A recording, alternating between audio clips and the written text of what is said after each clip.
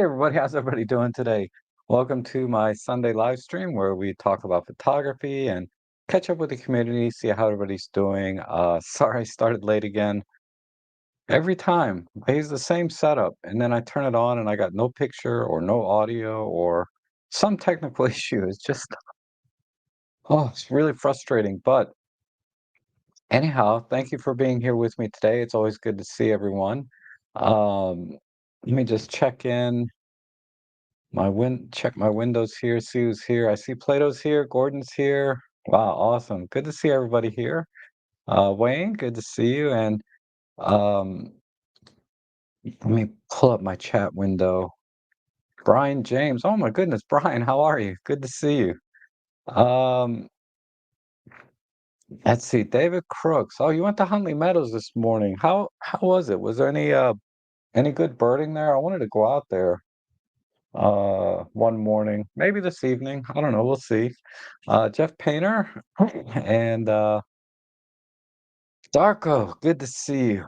Let's see if there's any questions. Oh, it's the general head. I updated the header for the stream because I want to talk about the TG5 that I have. I've been taking this out, and I got this little adapter, the LED ring light for like 20 bucks. This is a JJC one, so it's like less than half the price of the Olympus one, and it does the same thing.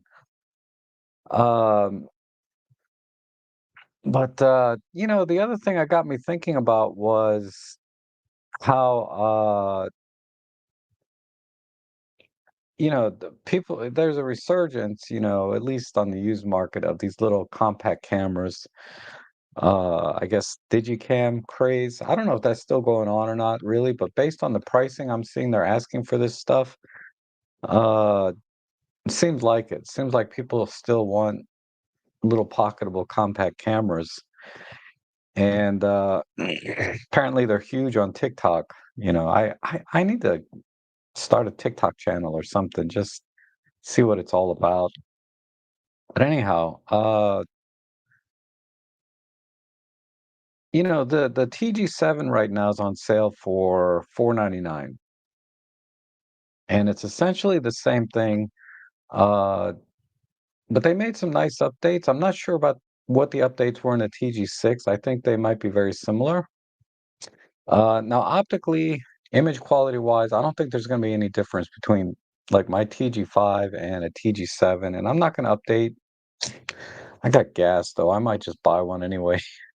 But, I don't plan on updating my TG5 to a TG7 because the updates that the TG7 have, while are kind of nice, really wouldn't change how I would use the camera that much.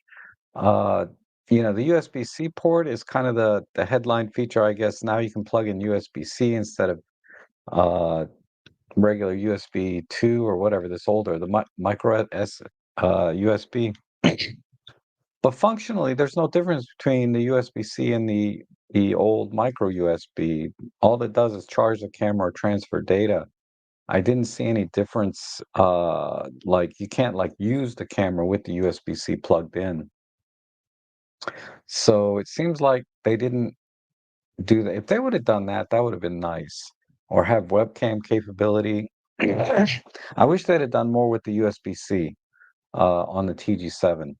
So if it did add some functionality like charging while using the camera, like every phone since like, you know, the last century have done, or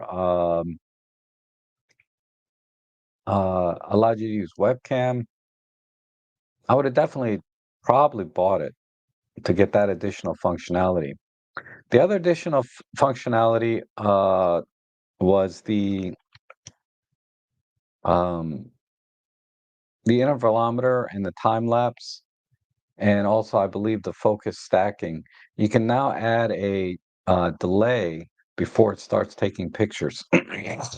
So this is more useful for the focus stacking, where when you push the shutter button, and it's a little stiff because it's a fully weather sealed durable camera.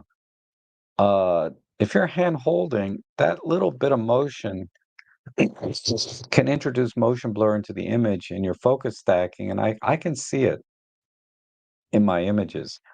Versus even if you're on a little tabletop tripod, just pushing that button would introduce a little bit of motion blur potentially. And I'd like to be able to put this on a tripod, push the button, have a like a 2 or 10 second delay before it actually starts doing the action. Excuse me. So that's actually a pretty significant upgrade. That little thing, something they could probably do in a firmware update for this. I wish they would, but you know that should do it. Um, and that would be a nice that that so those are basically upgrades. Otherwise, it's the same camera. So I don't use those features enough that I think I want to drop $500 for an update. And so that's where I'm at with this. But I've seen the TG5 selling between $200 and $300. So if you don't care about those things, USB-C and the delay, maybe get the TG6. I think the TG6 has those features as well. So the TG7 just seems to be a rebadged TG6, more or less with USB-C. But either way, you can get brand new TG7 with warranty and everything for a good deal, and the TG6 is not any cheaper. So don't bother with the TG6. But if you can find a TG5 in good condition and you want to save some money, I think that's a good way to go. Yes. So there's that, and of course all of the uh, I've put this underwater before. Never took any good pictures like that, but I've put it in the water to get like the low angle shot of the feather and a few other things. I'll share some images I took with this camera, and I'll talk about the image quality a little bit more. Um, but let me see if I can catch up with the chat here. Says here, Rob's recent photos led me to look at difference between the TG5 and 7. Almost none appears other than better screen. Perhaps I missed something. Yeah, I just mentioned the changes. Maybe the screen is better too. I didn't see that spec. It's kind of irrelevant, especially with my dying eyes. At least for me, I can't really see the screen that well anyway. That's why viewfinder for me is almost having one is would be a deal breaker if it didn't have one. But in a camera like this, I think it's a fair compromise. It's small enough that I can just kind of hold it and point it where I want it to aim it without having to see the screen. Um, and then Rob Trout, we're gonna start docking you pay for every late start. I know, I'm sorry. I'm sorry. I knew normally I start like at 9:15, or I have the chat, I have it scheduled for 9:15, then I end up starting at like 9:30. And then like today I scheduled for 10:15, which is an hour later, because I knew I was gonna be tired. I've been celebrating all week, like my birthday.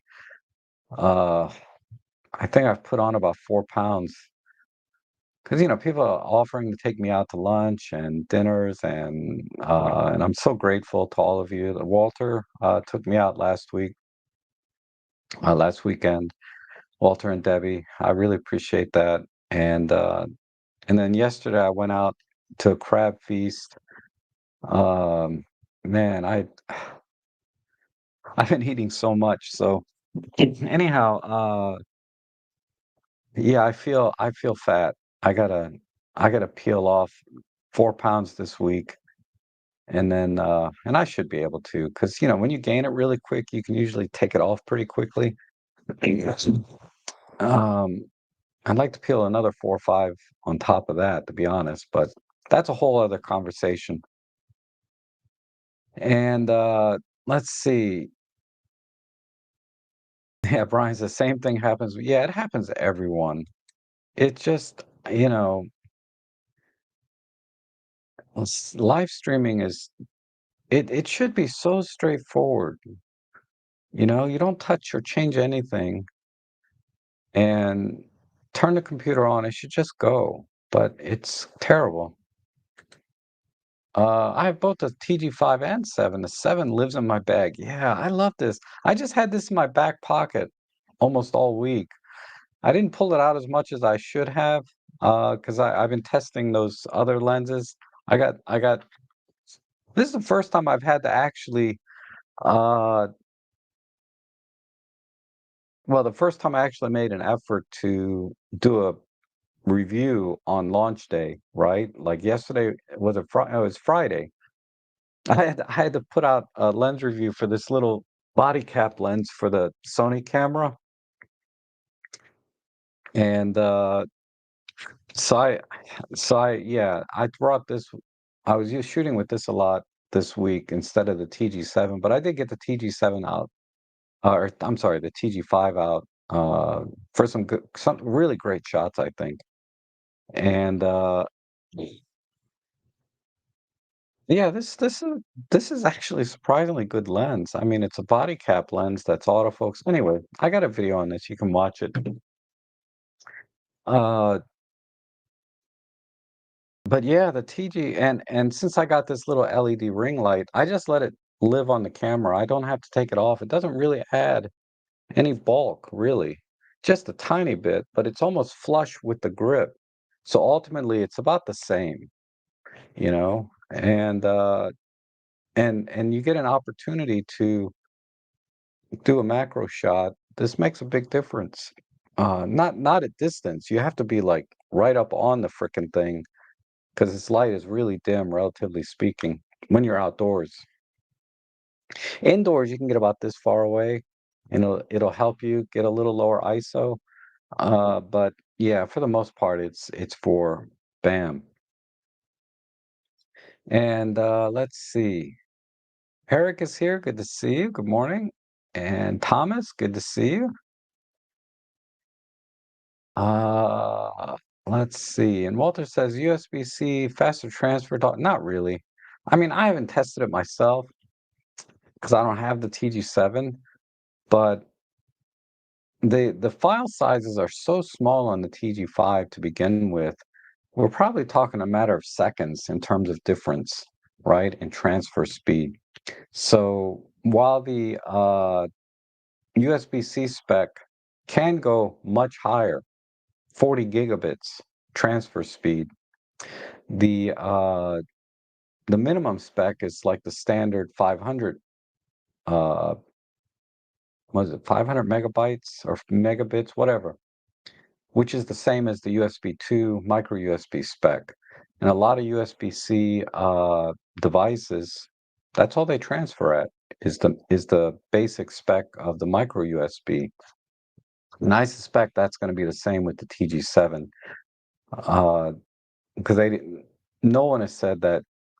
I haven't seen any comments or feedback about the USB-C port transferring data faster, even though technically the USB-C spec can go, way, way faster, 100, whatever that multiplier is. Even if it did, it wouldn't matter because the file sizes are like 12 megabytes. They're not very big anyway. So the standard micro USB spec is fine even. And Brian James says the USB actually, who is it, Wayne? You have the TG5 and TG7. If you can leave in the chat section a comment if you've noticed any difference between the two in terms of transfer speed, if you do it that way, that would be great. That would be great to know. Brian James says USB-C is now mandated standard in EU market for electronic goods to save having chargers made. Cameras like this are merely doing a socket change, not a full update. Yep, absolutely. Um, and the TG7 is the TG series is quite popular as well. I would imagine that,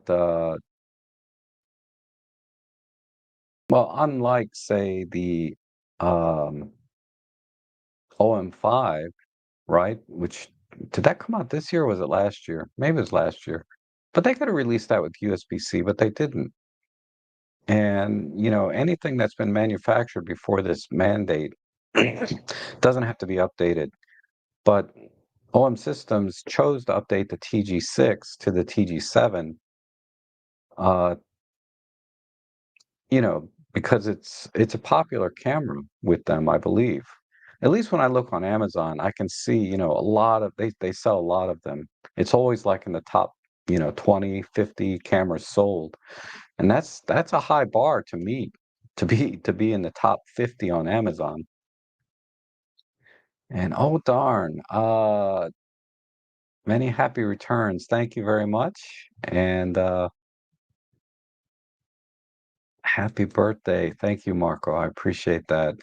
Um, I'm sticking with the tough TG870. Absolutely. I think that was actually a 16 megapixel sensor, and it had the flippy screen, right? That was kind of a cool little camera. And VJ says, I have the TG7 and carry almost everywhere. I use wireless remote to avoid the shake. Yeah, that's true. I wonder if I can access the focus stacking via the app.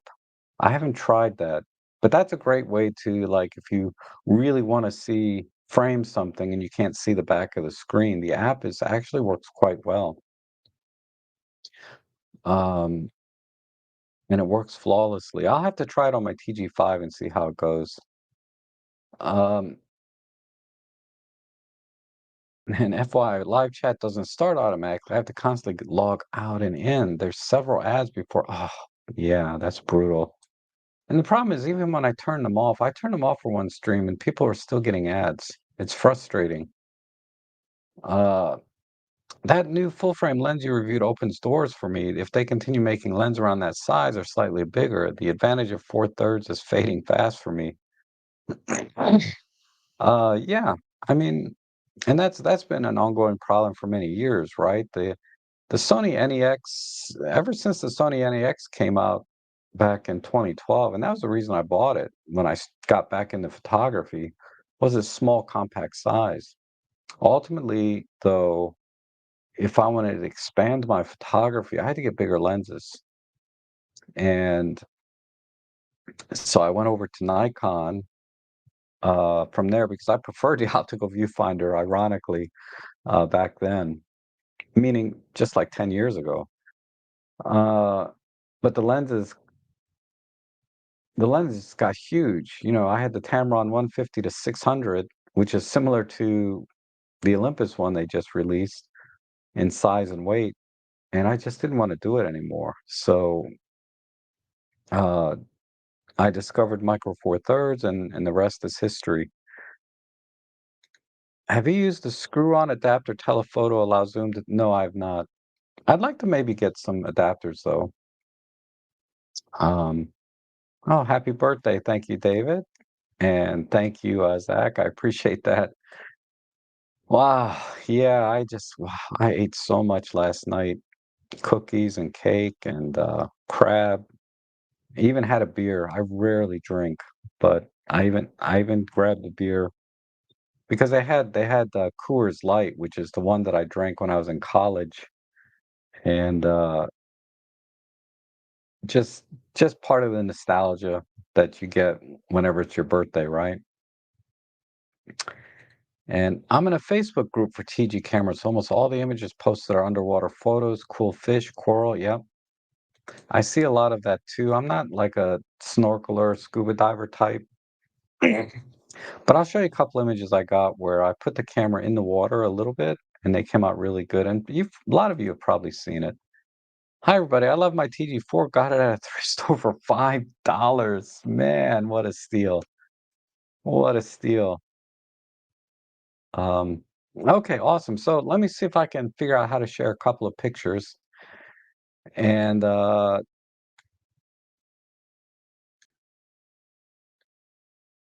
get to.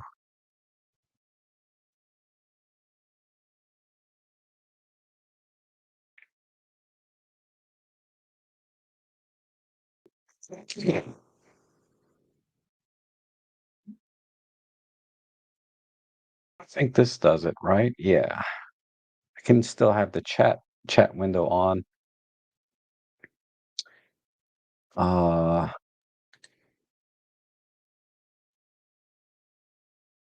So, yeah, so here's one. Um, I went to the airport and the airport's this is Dulles Airport. This is your typical street quote unquote photography type shot.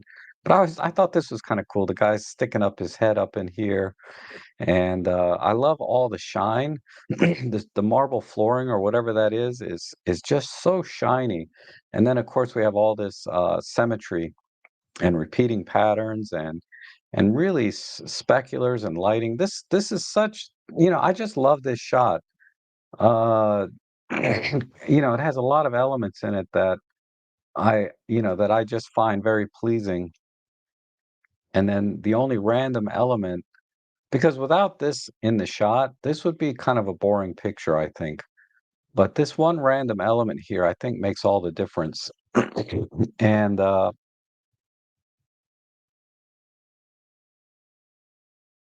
let's see. Yeah, this is kind of a boring shot.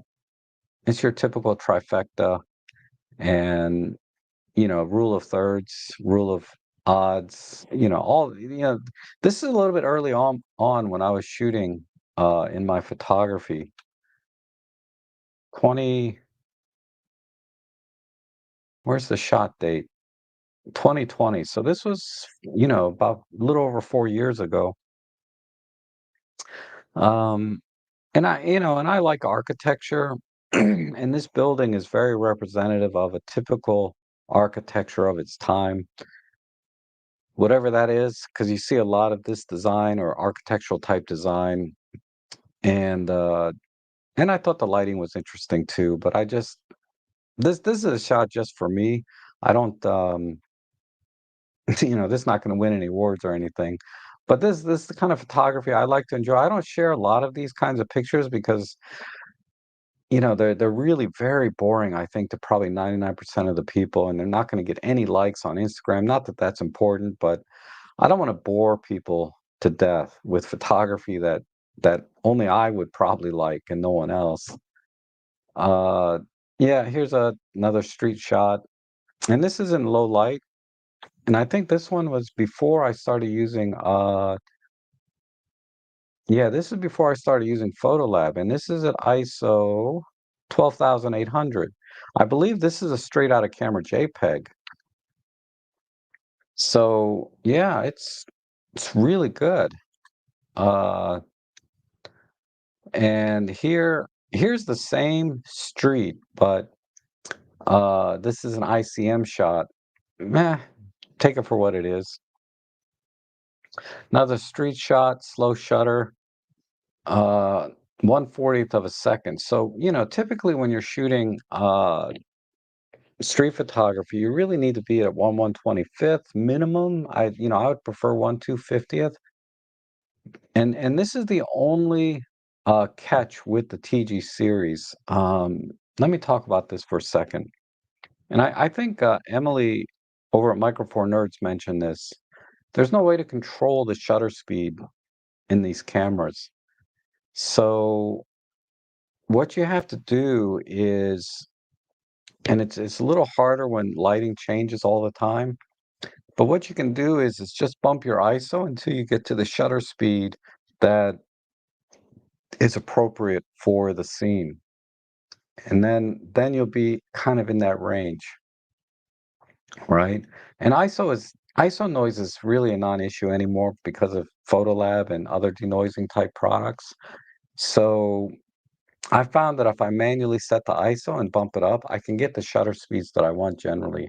Now, the camera also has a sports mode, but the sports mode's a little bit unpredictable. It jumps the shutter speed up to like 1/500th of a second most of the time, but then sometimes it's down at like 1/40th of a second.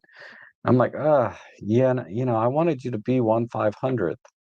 So I found just, in a rush, you can set it to sports mode and you'll 99% you'll probably get the shot, but the shutter speed at 1/500th is a little bit too fast for a lot of things. You really need only sometimes you only need like 1/125th to handhold a static scene, or you need 1/250th if you're shooting people.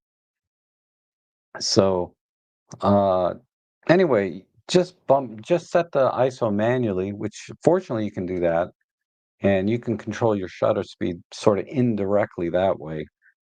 Um, another street shot. I don't know what I don't know if this is a bag lady because she's carrying some pretty expensive wagons there, and they look new. But yeah, I don't get this. This is back to the airport. Again, I love the shiny stuff, the symmetry. Um, a little bit of a boring image, but I just took the shot because, like, whenever I see a shot where all of the rules of composition or some of the rules of composition kind of come into play, I might just take the shot, right? Just to see what happens, uh, and if it works out. But nothing really special about this shot. Again, I think this is also a straight out of camera JPEG, ISO 100, 1/20th of a second. So I must have been really steady.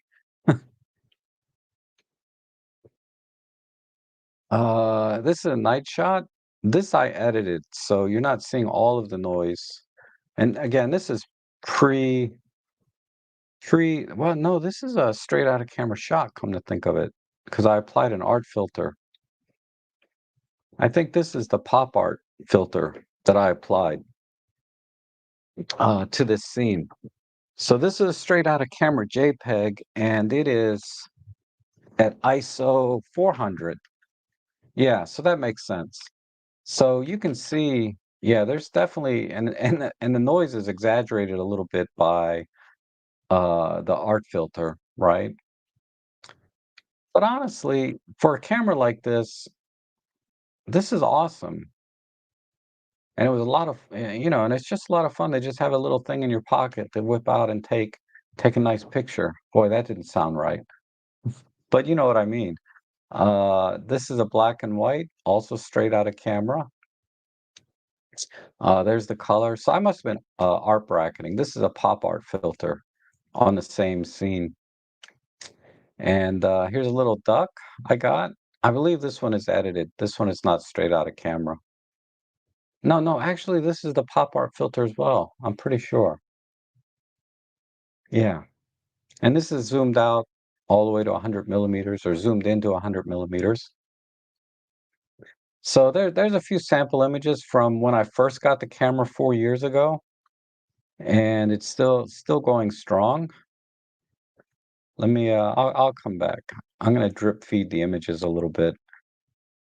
I'll come back because I just want to catch up with the chat. Um,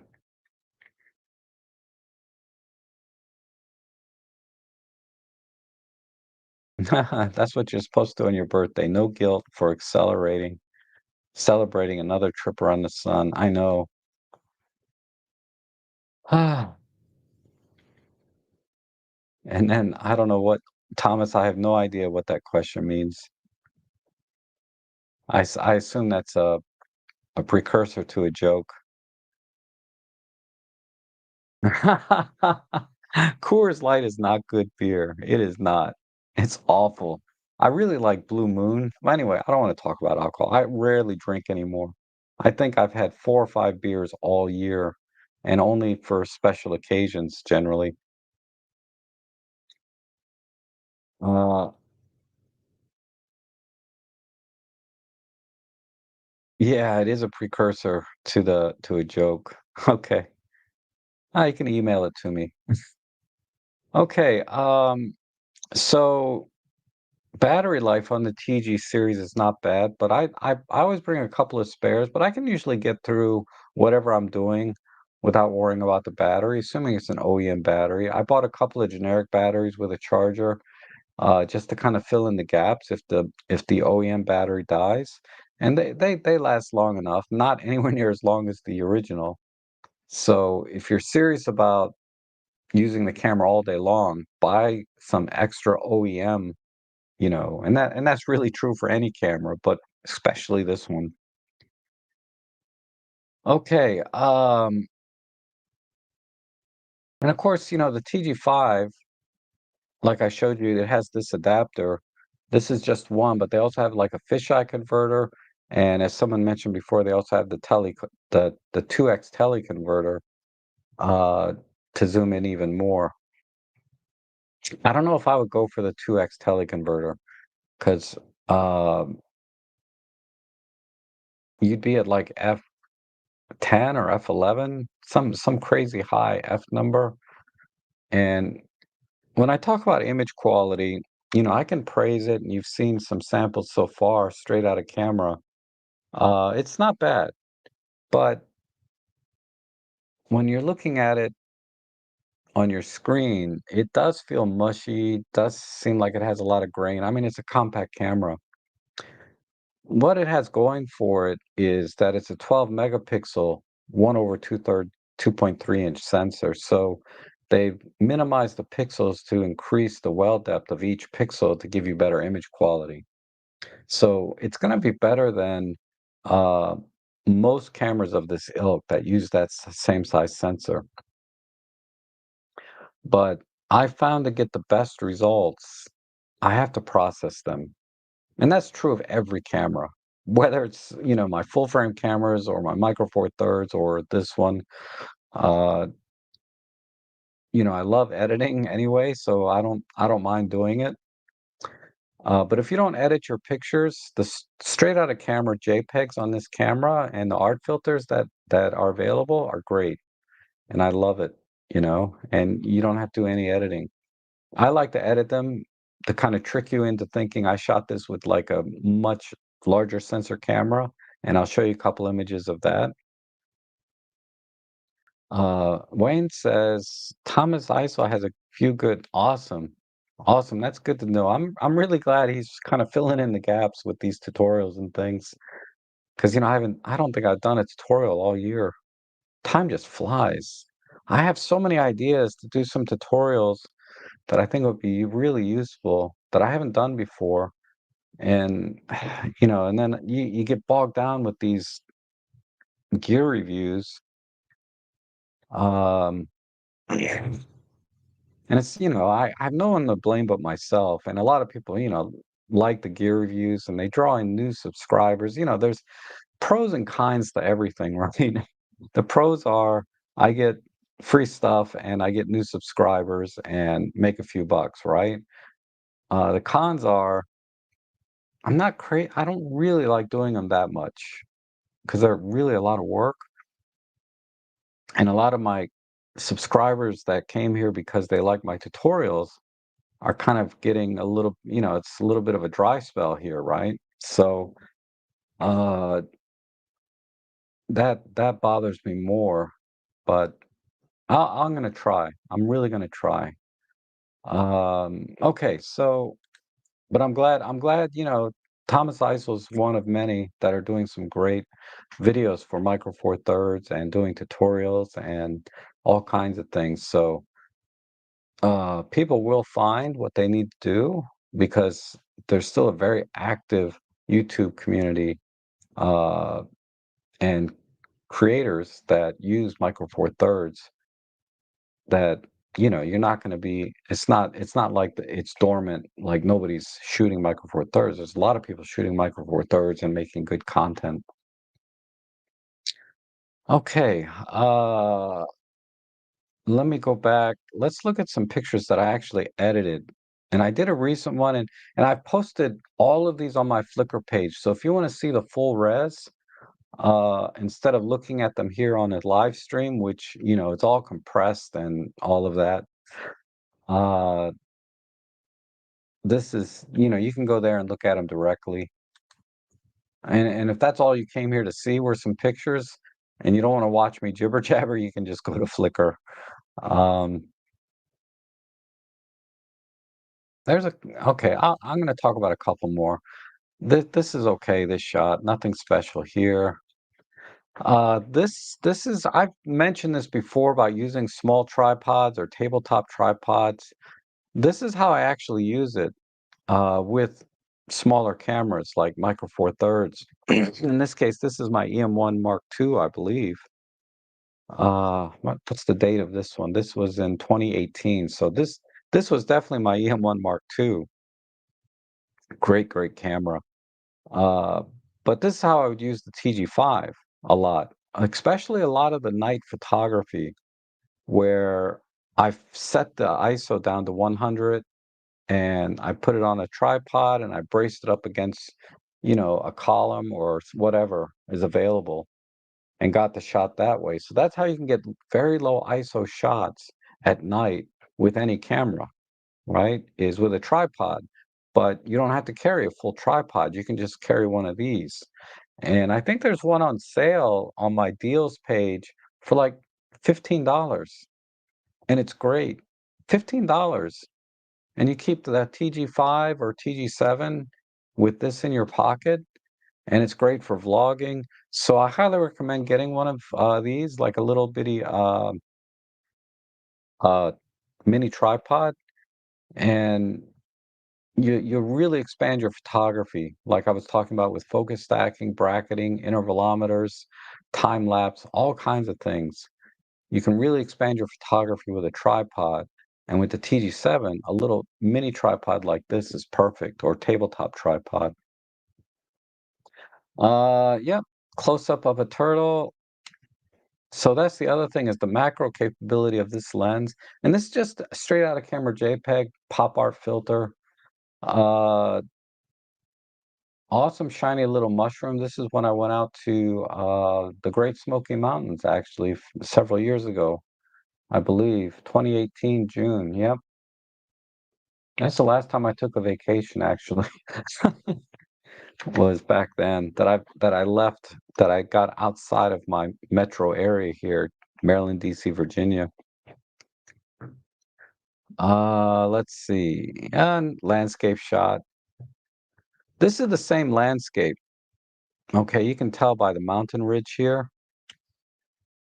Uh, this is, I believe, also straight out of camera black and white from the TG 5.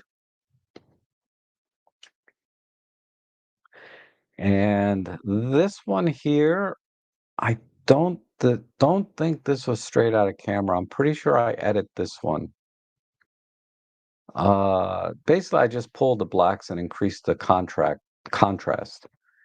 Uh, but this is another one where I braced the camera. I was standing next to a bridge, and I braced the camera onto the bridge. I didn't have my mini. I might have had my mini tripod, but I think I just braced the camera up against the one of the columns on the bridge, and I went under the bridge so I could get this nice low shot.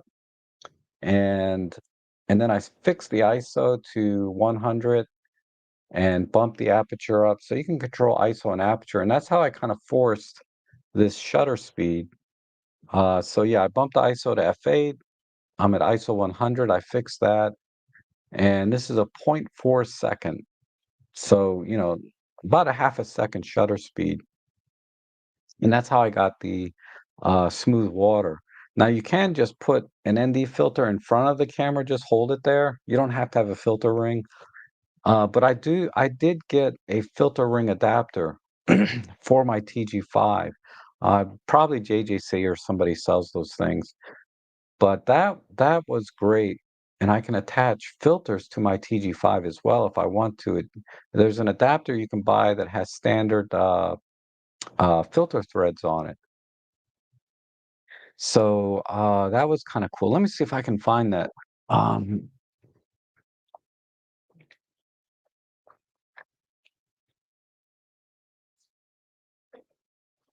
yeah, it's this puppy right here.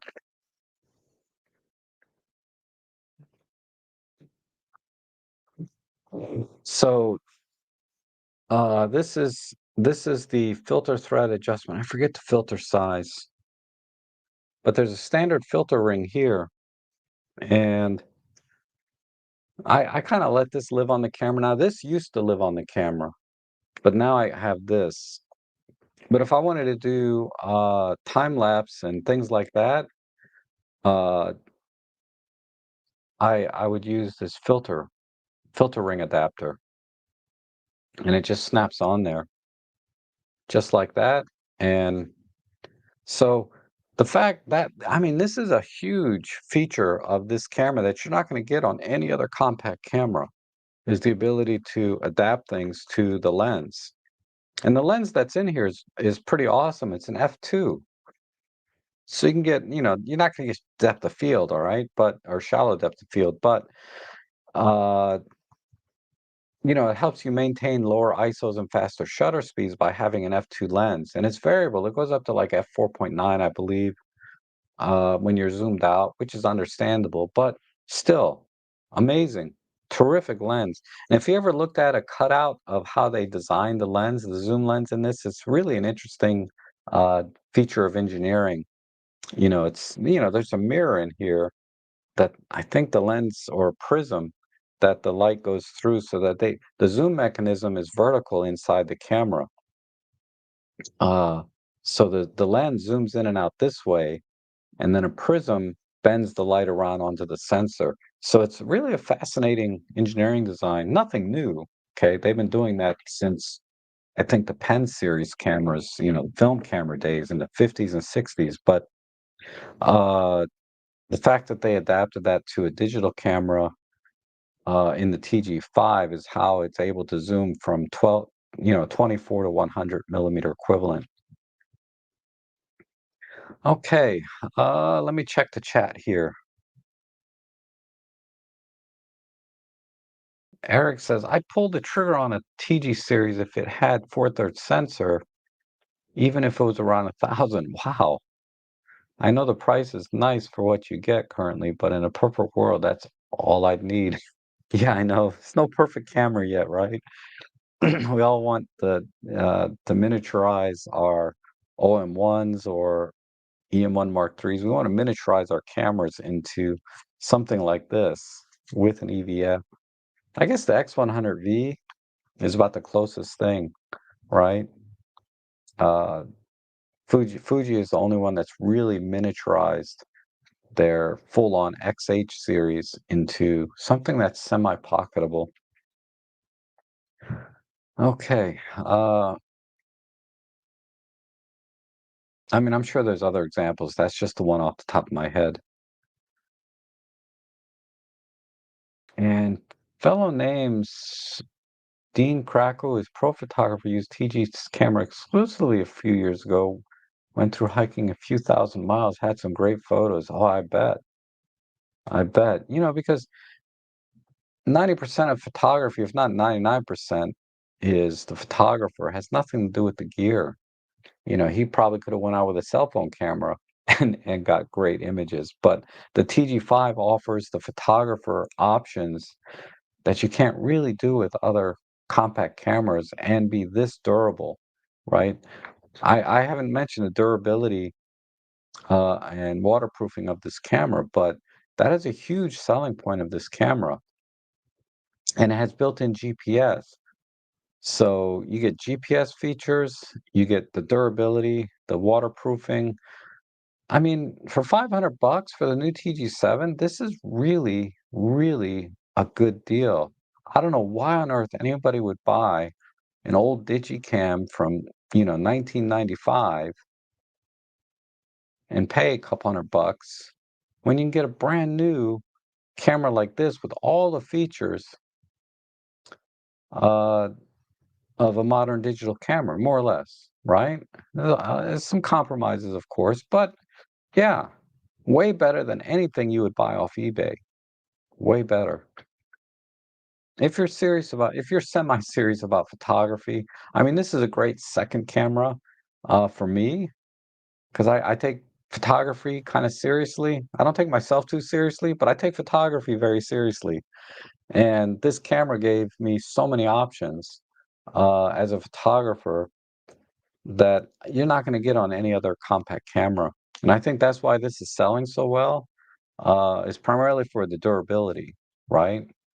And the price point at 500 seemed high to me when I bought it the first time, but seeing how things are today, 500 bucks is not a lot of money for a camera like this. Okay. Yeah, I've seen the automatic lens caps. Those are kind of cool. I don't think it's needed, but uh, having this, one of the benefits of using automatic lens caps helps protect the glass on the front here. I guess this is some kind of Gorilla Tough glass that doesn't scratch. I mean, mine doesn't. Let me see. See if mine is scratched at all after 4 years. It looks good. Looks good as new. But I had this little filter ring on the front, so it's kind of like acts like a lens hood in the sense that you can.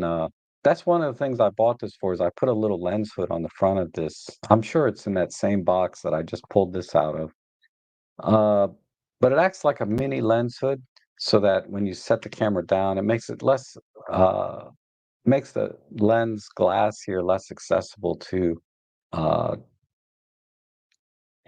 objects and things that might scratch it, just like this little ring light. So the ring light now substitutes as a semi lens hood to protect the front. Now I do have a lens hood that helps reduce flaring and gives you better contrast and all that I used with this a lot. But I found, if I just do this with my hand, pretty much uh, I'd rather have this on the camera than this with a lens hood anymore. If you just do this, you're fine.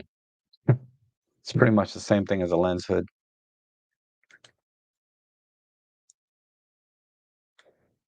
And Kodak came out with a smartphone several years ago. It has an interesting app on it. It allows you to use 8 Kodak film sims. Oh, wow. Interesting. That might be worth picking up. It's probably a fortune now, though. These little one-off cameras, that don't sell well when they come out. And then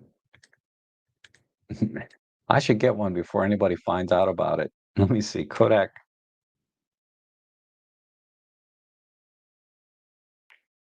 Where do you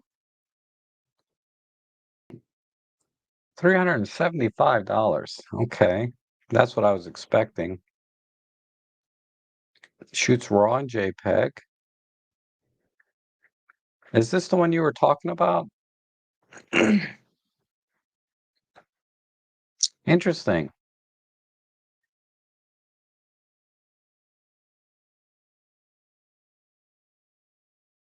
Never seen this phone before. They don't talk about the film simulations, but I assume they're in here. Huh. Interesting. Ah, that's the one, huh? Okay, I'm gonna add this to my list. So just to remind me to look for a good deal on this. It'd be kind of fun to have. What kind of sensors in here? They don't really say. 21 megapixels. Doesn't matter. Doesn't matter. Phone like that, it doesn't matter. Okay, I lost my chat. Where is it?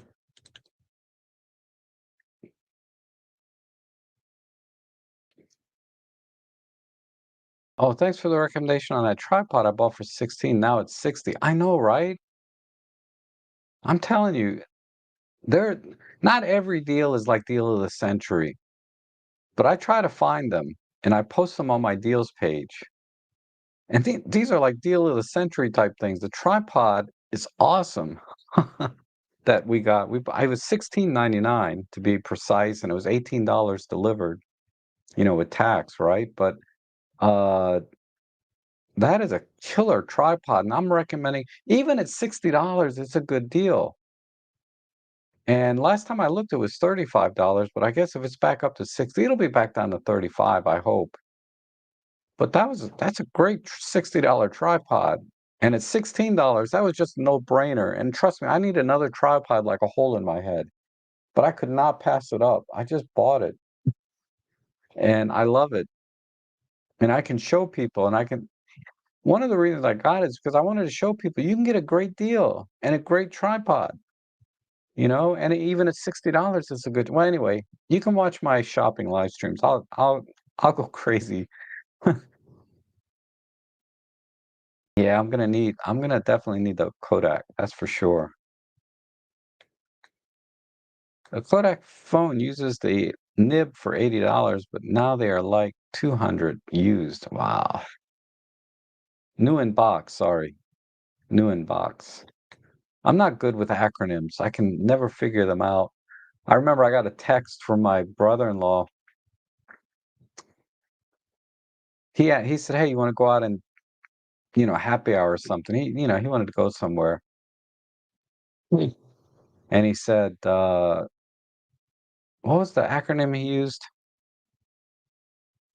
LMK. So he said, I'm going out to this place happy hour. Do you want to go? LMK. And I just responded, okay, right? Which meant I wanted to go, but he interpreted it as I'll let him know later. Anyway, I had no idea what LMK meant. And then I had to ask him, what the heck is LMK? And he goes, let me know. And I was like, oh. And we ended up not meeting because of this communication problem. And anyway, sorry. Little tangent there, but yeah, I would buy it for the camera. I would buy it for the camera too. New in box for 80. Now it's selling. See, yeah, these one-off cameras are selling. I don't know if I'd spend 200 though, but I might. I don't know. I don't know. We'll see. Um, that's what I'm trying to do is in my shopping streams, I buy a lot of stuff and I try to share them, what they're actually like to use them. And if you should, like I told people to return that one thing I recommended, some batteries, and get the other set. There's another set that are much better and ultimately were a little cheaper. No, they call it was like $5 more for a better set. I don't know why I'm talking about that. Uh, okay, so let's go back to some images that I've edited on the TG5. Oops, let me get my screen straight.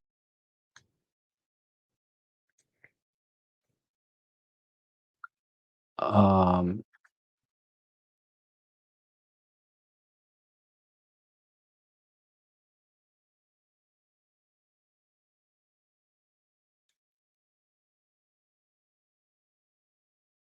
where is my screen?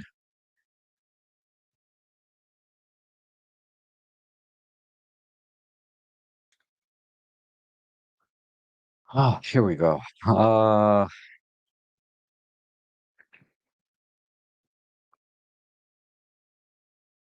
This one I edited. This was a sunrise TG5. Awesome, awesome sunrise picture. Uh, this is kind of the same thing, also edited. I don't know why. Why did I edit this? It was probably straight at a camera was fine. I think I was having some problems with the highlights. These were way too bright, so I brought them down a bit. Because you can't shoot raw with these images. This is one. Hold on. No, this is my Sony. Let me let me find the TG5.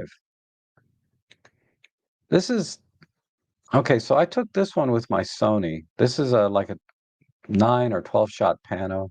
I forget exactly. But I did the same thing with my TG5. I haven't done this yet. Let's put these side by side. Where's my TG5? This one.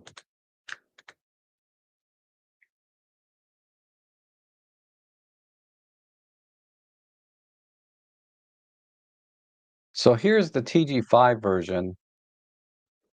This was a 6 shot pano, I think. I didn't need to take as many shots because I had a wider angle lens uh, on the TG5. It goes to 24, 25 millimeters. But if I punch in, um,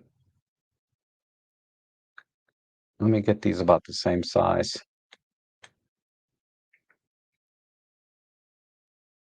So, yeah, you can see more detail on the, let me turn off the chat just for a moment. You can see more detail on the Sony, definitely, like on the rocks and everything. But I'm zoomed like way the frick in onto this one tree. When you look at the shot as intended, even on a large screen or on a large print, I don't think you're going to be able to see much difference between these two shots. Um,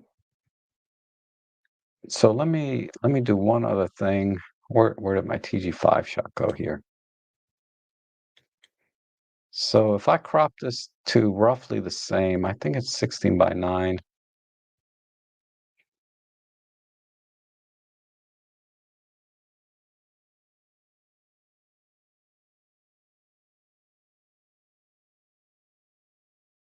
Whereas that's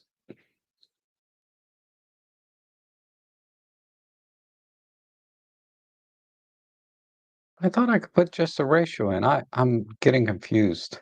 Here it is, 16 by 9. Oh, it's more than 16 by 9. Duh.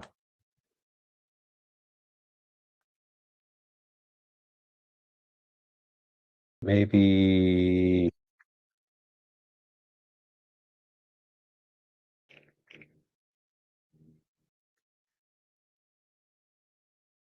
let's try a 16 by 5. Yeah, that's more like it.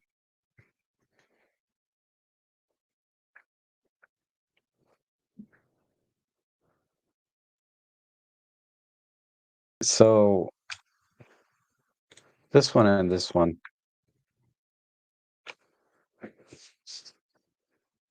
pretty close. It's actually probably a 16 by 4 crop or 16 by 6. Uh, but yeah. So if I just zoom into even some reasonable amount, yeah, there's more detail here on the Sony. 40 mega or 60 megapixel sensor. And keep in mind, I was zoomed in. I was using I was using the 40 millimeter f2.5, and I believe on the TG5 you can see I'm at 4. So I was zoomed all the way out. So I'm losing a little detail because I wasn't zoomed in as much as I was on the Sony. But yeah, I mean I think I made my point. Is you can get terrific image quality out of the TG5 or TG7 with processing. You can get amazing results. Let me show you another one. Uh, see what else did I do with the TG5 in here. This one is pretty cool. Um, this was a macro shot, so I used the macro feature on the TG5, and this is a spider web. I thought this was pretty cool. I've never done anything like this before, so it's my first time. And another great shot. Uh, this little blue heron.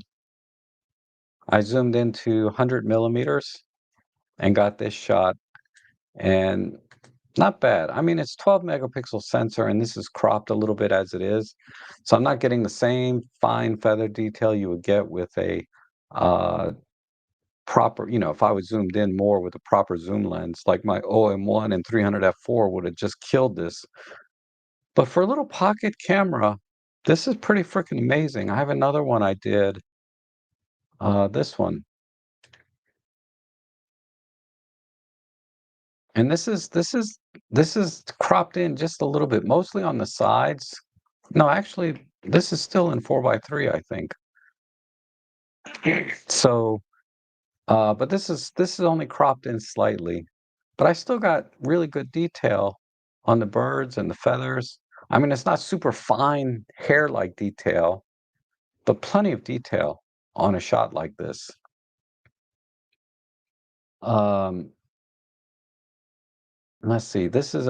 Oh, yeah, we looked at this. This is another macro shot. Now this one I did focus stacking on this in camera. So this is the straight out of camera JPEG from the TG5. And I used the LED light on here. So I put the camera right up. These shells are tiny. As you can see, these are grains of sand, okay? And then these shells are very, very tiny. They were probably a centimeter, if that, really tiny shells, less than a quarter-inch size. And I used the LED light, and you can see like this little bit of bluish kind of, you know, uh, this is a white balance issue, but this little shine right here is from the LED light coming off of the LED ring.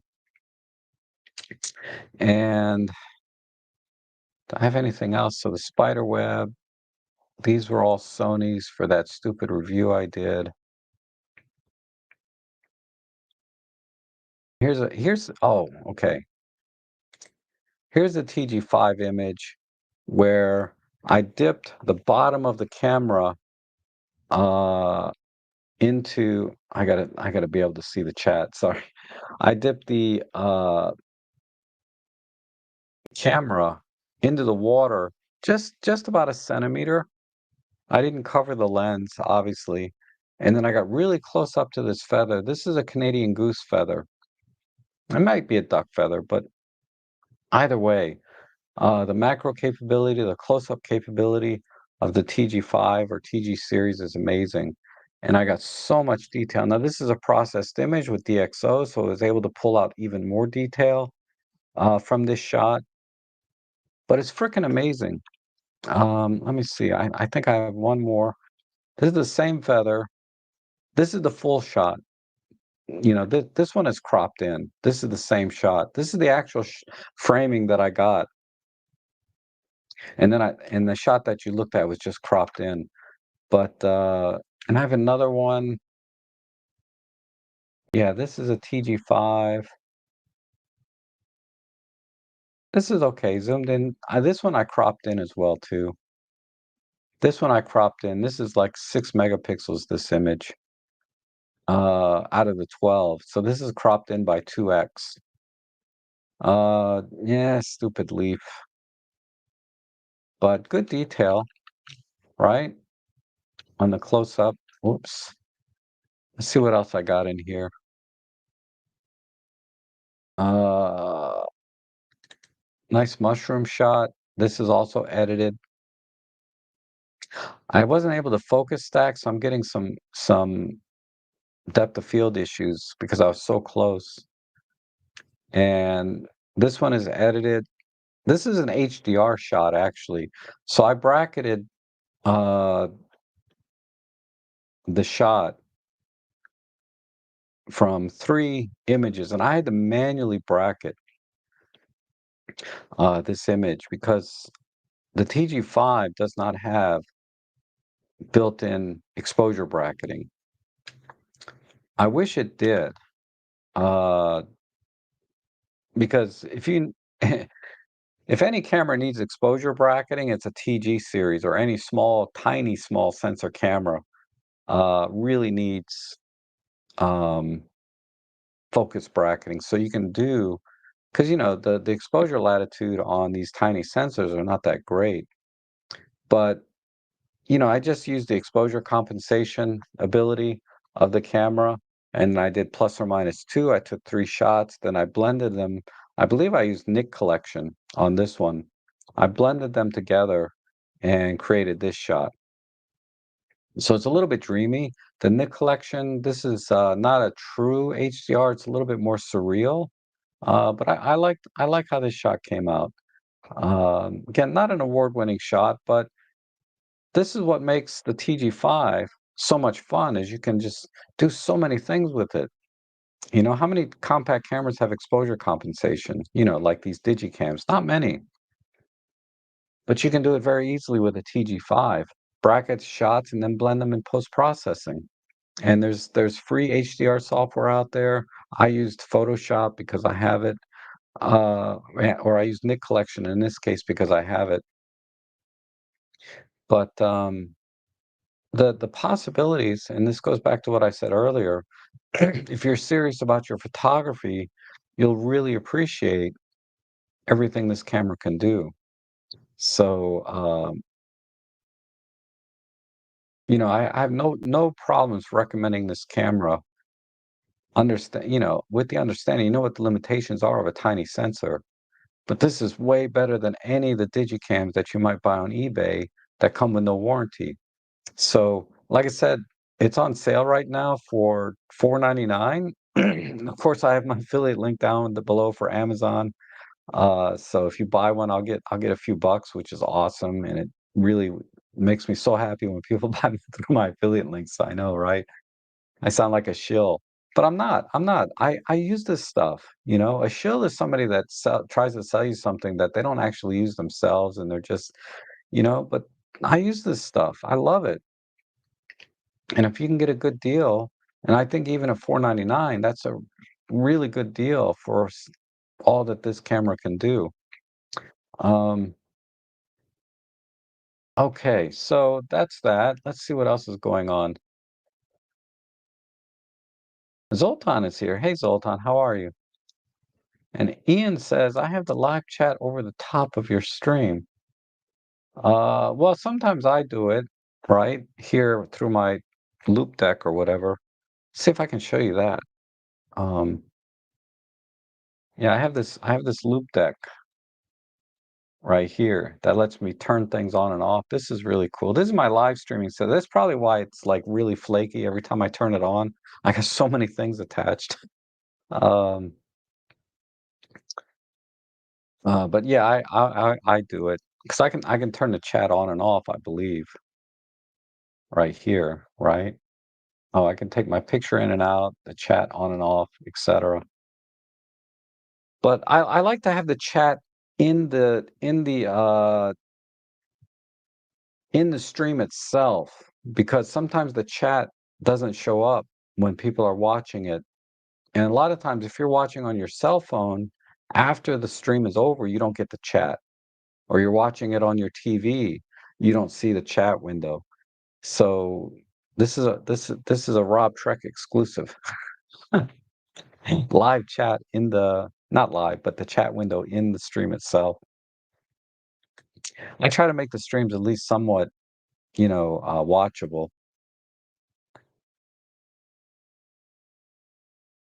Love that spiderweb shot. Looked like something. Yeah, I know, right? I wish I could have done more with it. If I took this camera out as often as I took out my Olympus cameras, my specifically like my Pen F, I would get so many great shots with this camera. So again, or shots that I really, really liked. So again, it's not about the camera or the gear. It's about, just going out and taking pictures and seeing what you can do with what you have, right?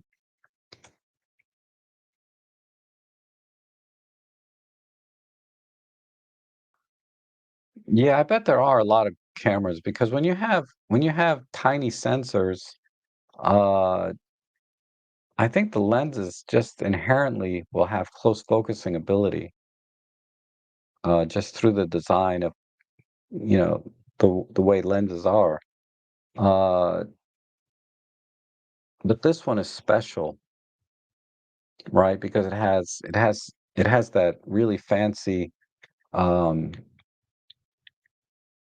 lens design or engineered lens in here that lets you get so close. It's amazing. And zoom in. I can zoom in all the way and get amazing, amazing pictures. Uh,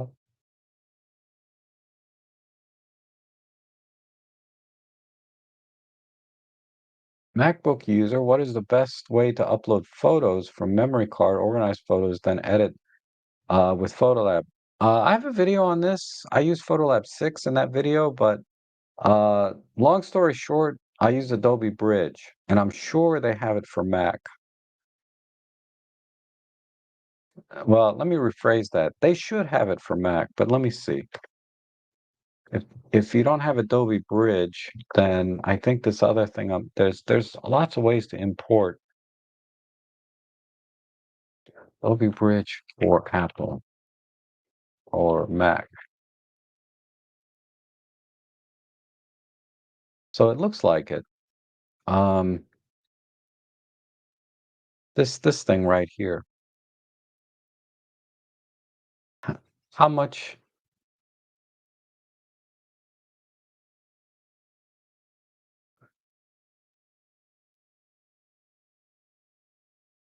it doesn't say Mac or PC. I know it works for PC because that's what I use. If we do download app,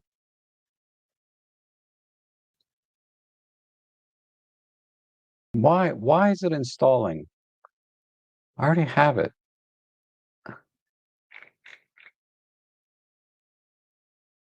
Adobe Creative Cloud, Adobe Bridge. This is what I use. This is the best way. And it has for but why doesn't it say Mac specifically? Yeah, it says Mac OS right here. So that's what I use. And I think it's the best. Now Adobe Bridge has all kinds of data asset management features built in. So you can manage all of your photos and media and documents and all kinds of stuff in Bridge and just use Photolab to point to the folder where you have all your stuff to edit your photos. But that's how I do it. Um,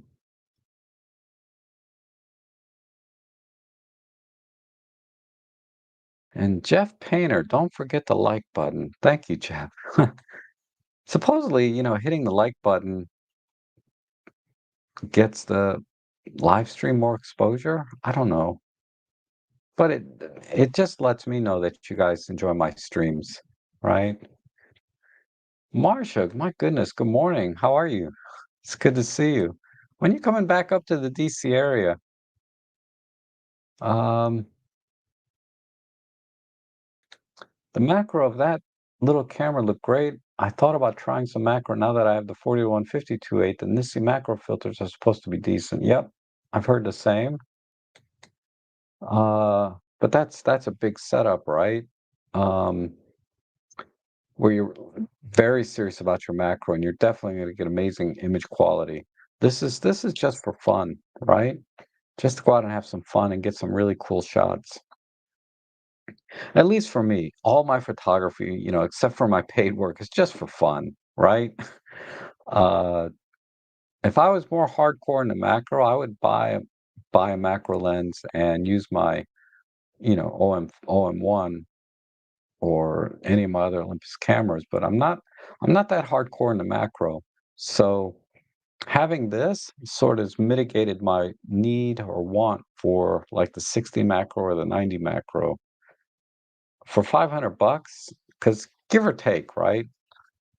The 90 macros, what, 11 or 1200 right now on sale, used like under 1,000. And the 60 macro goes between 300 used up to 500 new.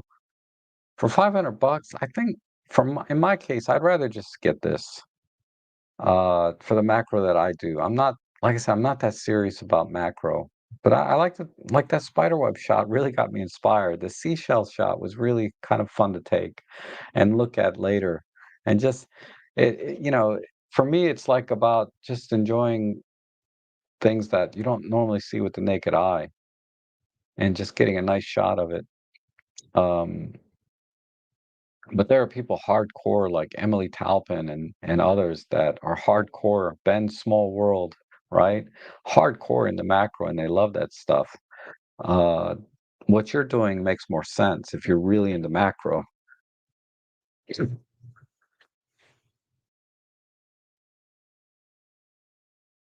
And looks like TG7 also does vertical video popular. Oh, okay. And time lapse movie in camera. Yeah, the TG5 does time lapse in camera. I have a video. Let me show it to you. It was really cool too. Let me see if I can pull it up.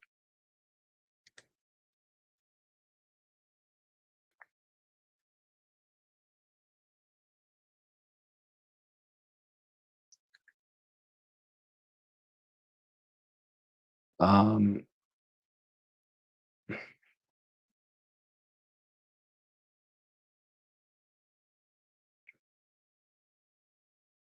G5. Yeah, here we go. So this one I think I applied the what's that art filter called? Uh dramatic tone. Dramatic tone, the color one, because they have black and white and they have color. This is the color one of dramatic tone. And I did this time lapse at Huntley Meadows. I thought that was really cool. David Crooks was with me when I did this. Did you see that? Let me go back. Look down here at the bottom where the ducks are. Oh, let me just replay it. I don't know how to look down at the bottom in the pond. You can see ducks kind of moving around down there. But yeah, I did this in camera and the battery lasted, you know, for me to finish this out with no problems and take several pictures that day with the TG5. So it was a cloudy day and kind of raining in the background and then in the front. So, and I think I changed the white balance too. So I just got this very surreal kind of video or time lapse of the park. So that was a lot of fun.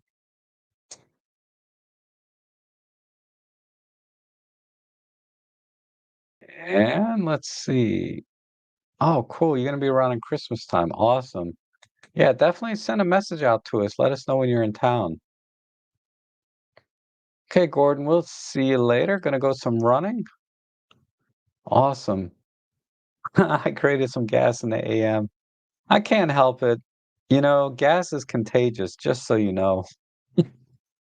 Uh, I'm also not hardcore into macro. The Ollie macro lenses seem to be phenomenal, but also expensive. I think for an amateur like me, the Nisi filter is good and cheap option to take some macro pics. Yep. Yeah, just getting your camera close, focus close enough to an object, you can get some great close-up shots. I mean, macro, technically, I think true macro is like 1 to 1, right?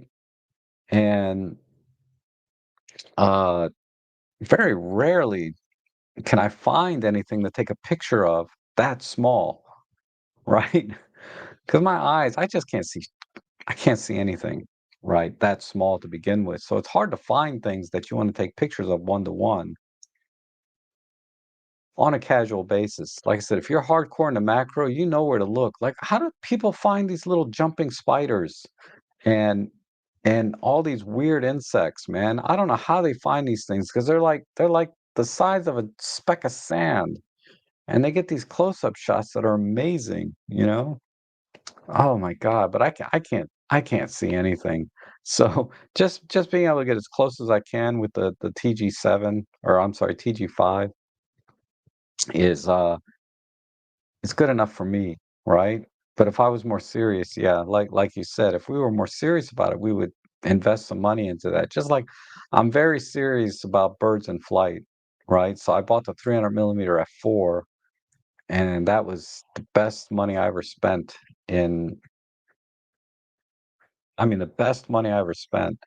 I love my OM1 and the 300 f4.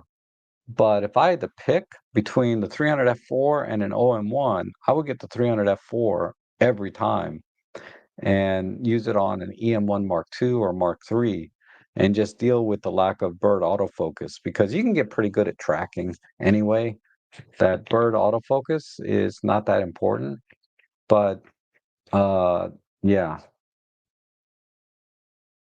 my point being is I would if I was hardcore in macro, I would get the 90 macro lens. Rob just joined the chat. Fell asleep late night shooting street festival. Nice. We'll post some images later in your awesome. I look forward to that. I look forward to that. Uh, cool time lapse. Thank you. Thank you. And Zoltan. Hello, Rob and everyone. I just found out that the famous Hollywood photographer Peter so born in the same town where I was and born Budapest and world fame. Okay. I'm not familiar with his work. Peter Sorrell. I always like looking at like these famous master photographers.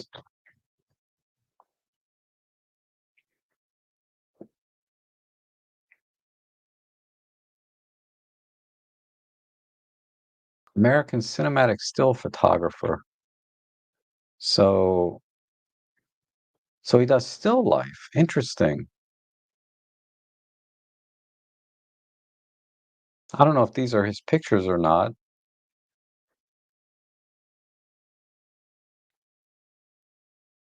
Let me see. Peter Sorrell. Maybe his Facebook page will have. No, that's just some dude.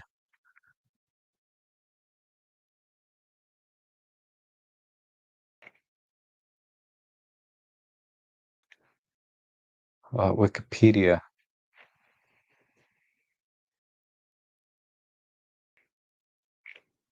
Well, I'll do this in my own time. I'll look into this.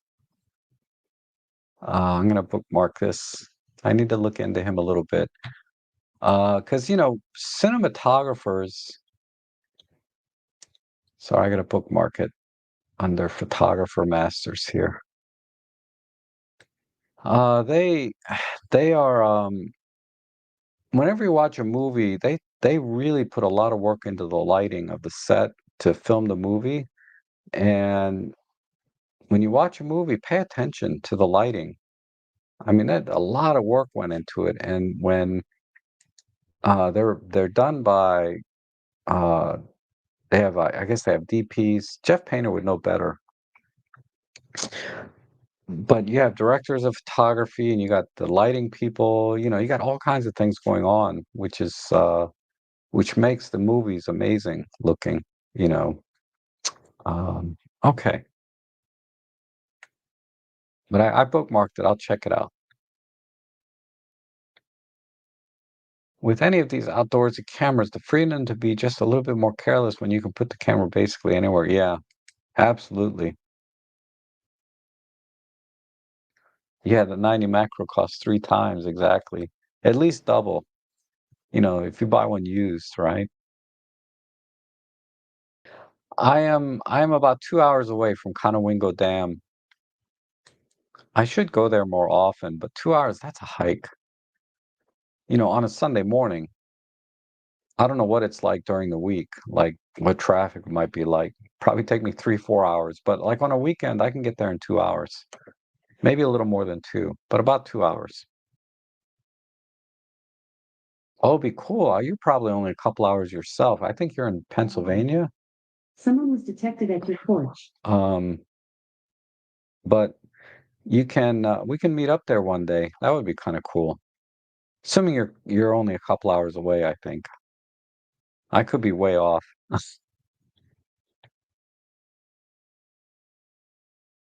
Uh,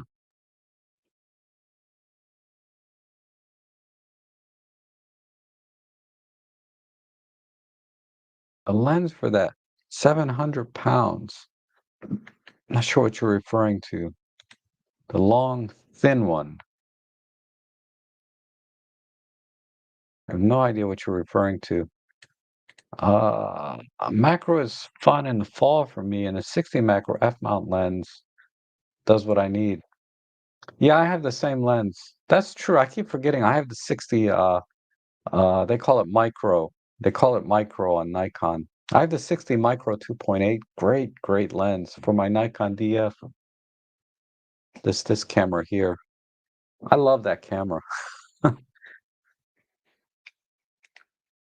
I want to take it out more.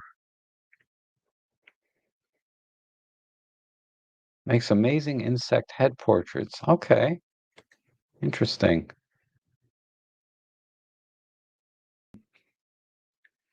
And then Marco says, I moderated a 4-hour panel with photographers Jimmy Lenner, Michael Brinkley. Learned so much. Jimmy's work is amazing. Nice. Gosh, I have to look up all these guys. Let me bookmark these real quick.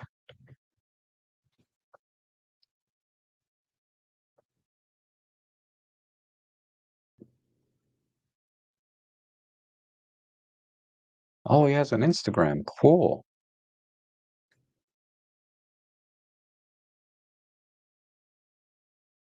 Photographer masters at the fair.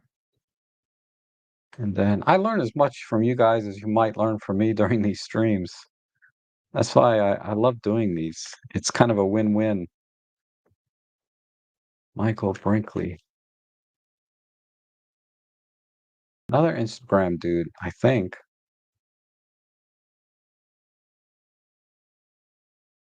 I think that's him. Oh yeah, that's gotta be him. Nice photos.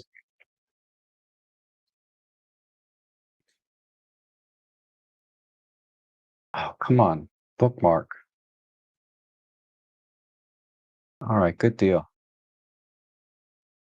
All right, back to our scheduled program. He's an all-in-one shooter. Ben. Yeah, Ben Small World. He has some amazing photos. Ben's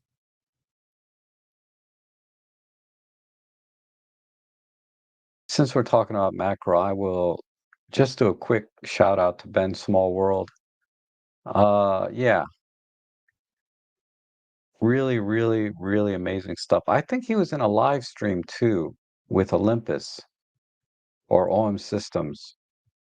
Yeah, when OM Systems took over, he was one of their guests. Uh, but yeah, that's his thing. Ben's Small World. Easy to find. Someone was detected at your porch. Ellie wants to go out. Okay, let's see.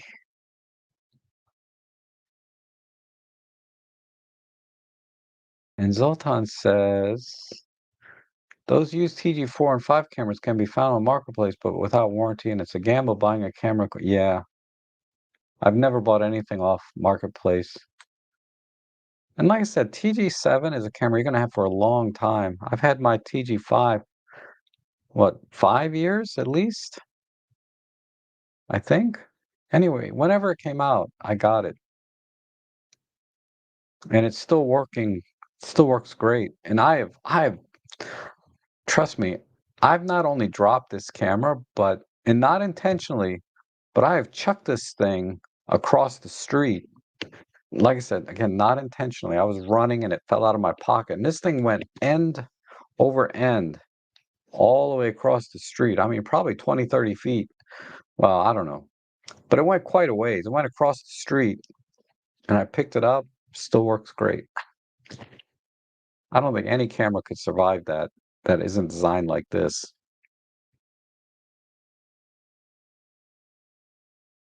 And macro is just patience. I know you bought the 90 macro, right?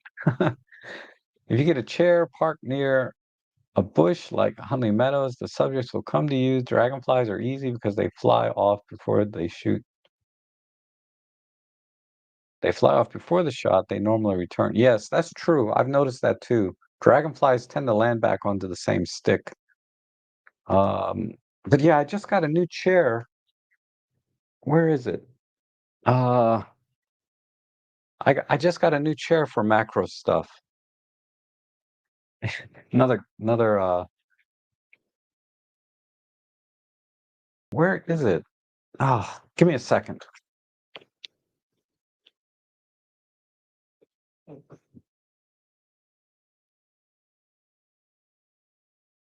Where is it?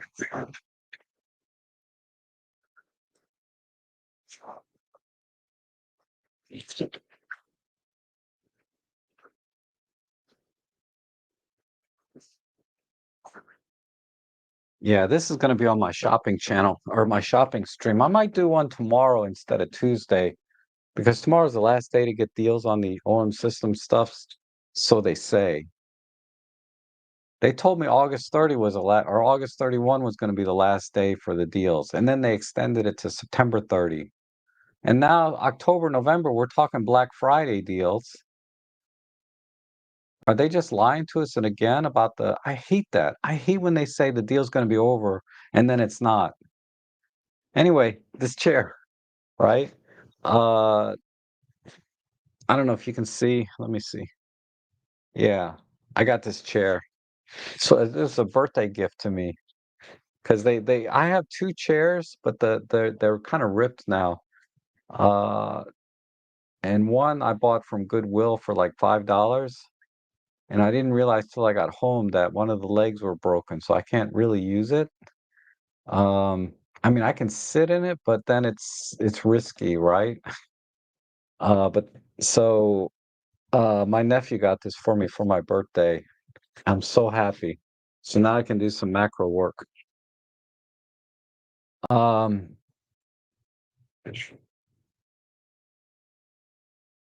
and Peter Sorrell worked for 2 award-winning cinematographers. Leslie, man, okay. I There's just so many. I can't. I got enough for now, but maybe next week I'll start bookmarking some Someone was more. detected at your porch. Alexa, turn the volume to 0. Sorry. I opened the door for Ellie, so she can go out when she wants to. I think it's raining. That's why she's like on the porch but not going out. And Rob, I'm going to shoot pelicans later today with the new, to me, 209 to 500. Oh, they're 200. Oh, that's right. I think you told me you bought that. Uh, but you may bring that 60. Yeah, the 60 macro is, I mean, it's not as small as micro four thirds lens, but it's not a big lens. Just take it with you. You might not see any birds when you go out. So you might as well take some. If it's been raining a lot, like it has been around here, it's like mushroom heaven right now. I'm dying to go out to Burke Lake or something and get pictures of mushrooms. Um, I might try and do that later.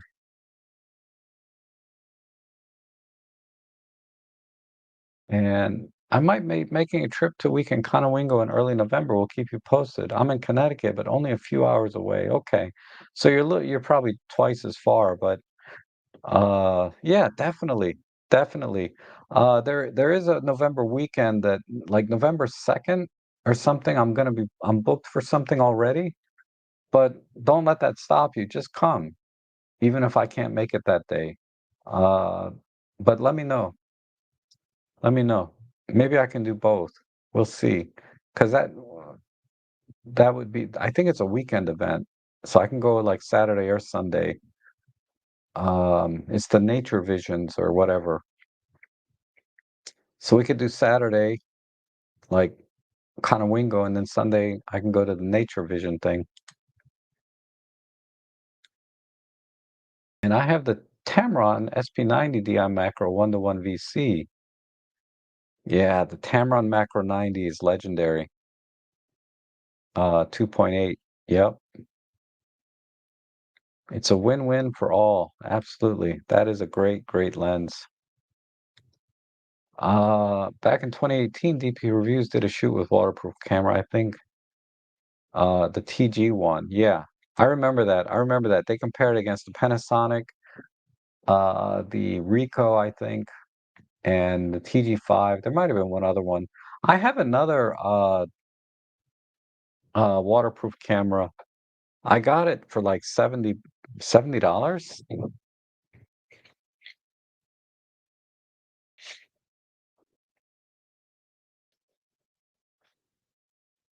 Where is here?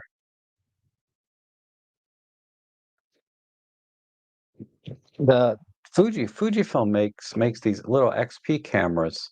I don't know if they still make these. This is the XP, I forget. I forget what model this is. I mean, the Enrico has a new one out, but there's a problem with it.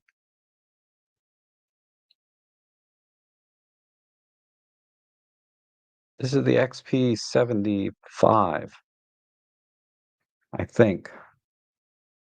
The number's rubbed off a little bit. Let me see.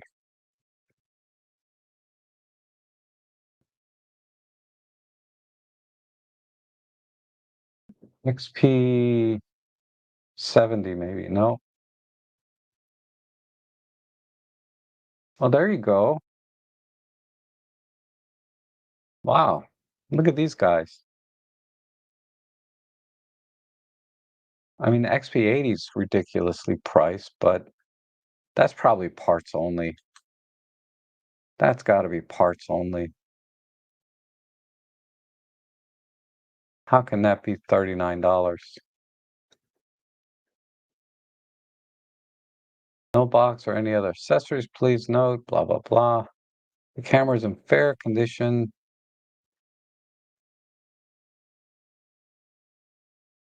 But this is the one I have. Why is this only $39? That's not a bad deal.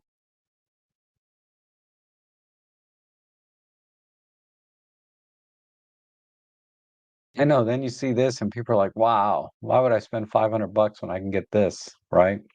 But I don't think you can buy these brand new. That's the problem. See, this makes more sense. XP70 for. I bought mine brand new though at Walmart. Um, so years and years ago when they were selling for $150 brand new. See if the battery's still charged. Yeah. I think this also has the Fujifilm Chrome's JPEG. So it's JPEG only. So that's a huge limitation. Um, but it does macro. Let's see how close it gets.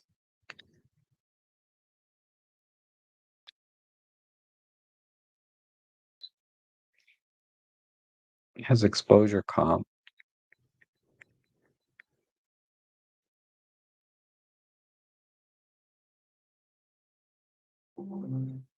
Someone was detected at your porch.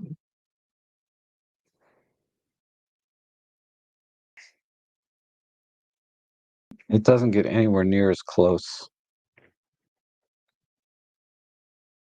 It's nothing like the TG5.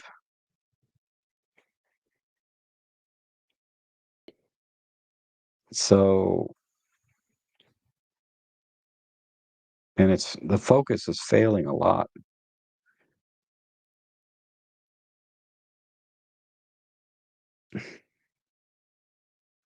It should be able to, there we go.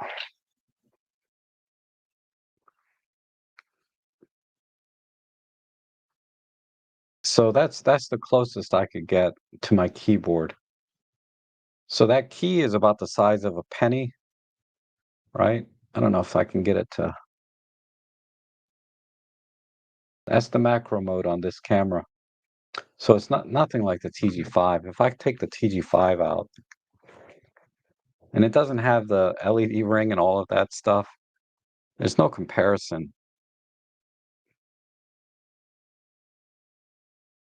Put this in the macro mode.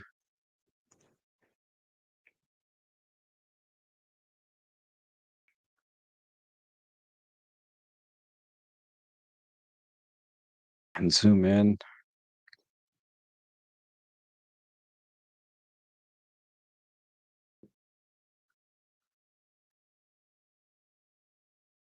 Oops. I had it in focus bracketing mode. No, it's in focus stacking mode. Let me get a better shot. You can't tell exactly what I'm.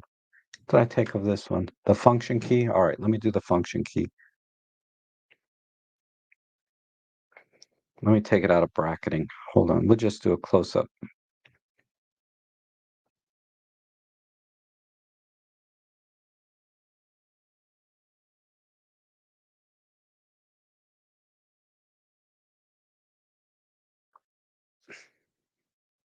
Okay, see? Look at this compared to, look at that compared to that. Huge difference. This is the function key here, right? Look at that. I mean, it's nice. So, uh, that's that. Okay.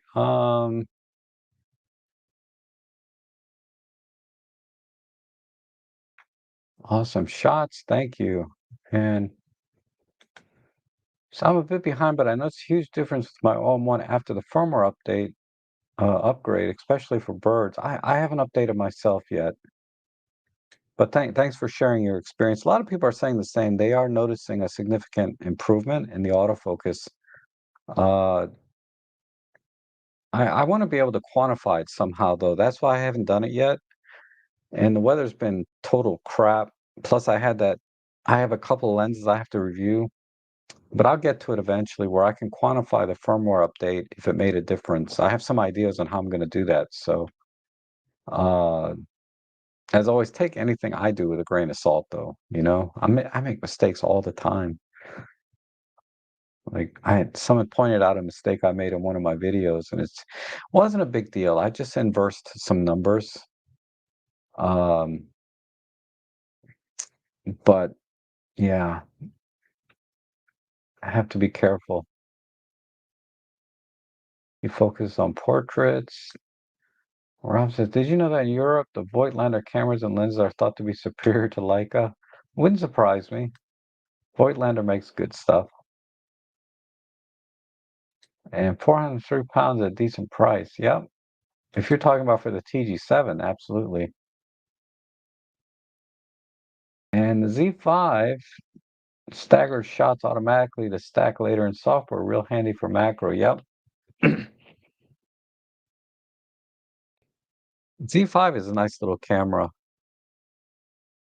The gas is strong today. Absolutely. It's strong every day. Every day. Like they said in that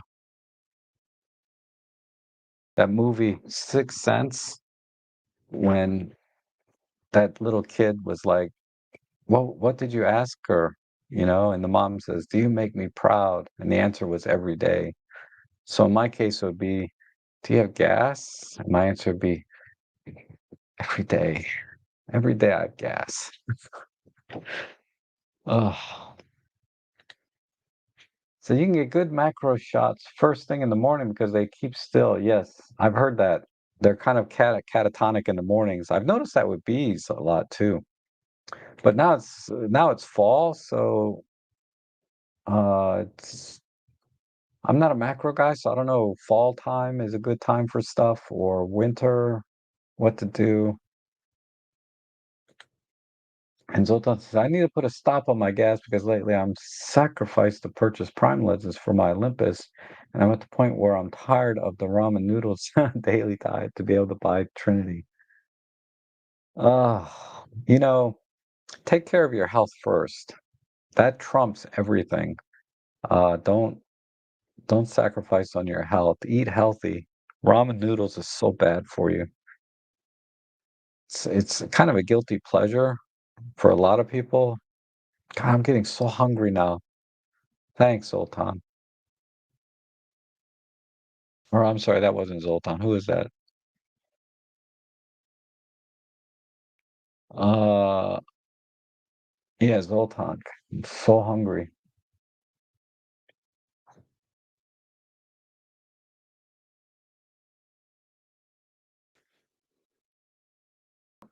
Sorry, the Trinity I have now is a 1725-45. Yep, awesome set. I have the same. And John says, I just bought a copy Apple smartwatch for $25 and I got it jet. What gas from T yeah, Temu. I've been checking out Alibaba lately too. I bought my I bought I bought the so now we're getting to a gas stream. I bought the Godot's X3 trigger, the little portable small one for like $52. I think I paid 58 altogether delivered. So I saved like, 35 dollars say versus buying it from Amazon. Um all right, here we go. So Rob is big on show and tell, has everything though. How's that camera that prints out on laser paper? Oh, yeah, yeah. I remember you showing that about a year ago, and I sat there like, why? pu- I saw another one that's made by Kodak, Kodak branded, that prints even sharper images. I haven't touched that thing since I showed it to you guys last year or earlier this year. because now I saw the Kodak one that prints even nicer ones. Ugh, but we'll see. But what Eric is talking about is this camera. Uh, where is it? Here it is. This guy.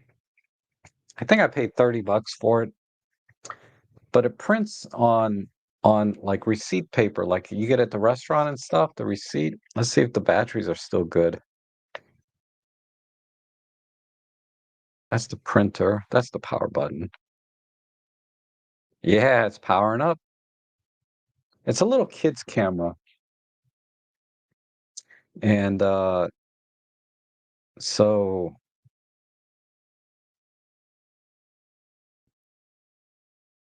so let's do a selfie.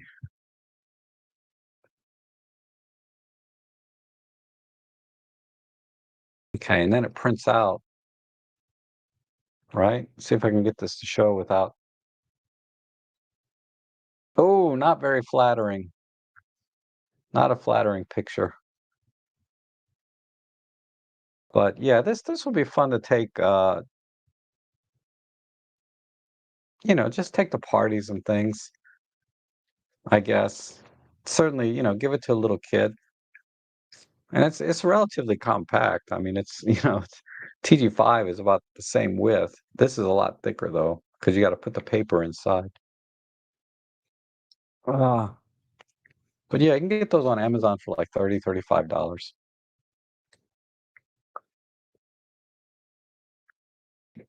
Okay. Uh, that blue Ricoh you have in your hand is nice camera, Rob. It's a Fuji. I think you mean this one, right? This is a Fujifilm XP70. Yeah, it's a nice little camera.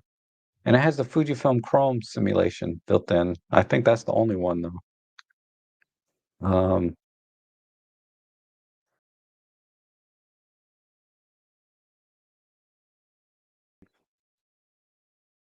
so I have standard, chrome, black and white, and sepia. So it has four color profiles, but it has the chrome. Okay. I have a Fujifilm bridge camera that I really like. Um, I have an old school Ricoh. What a picture it gives you. Yeah. I know there's so many great cameras out there. That's why it's frustrating.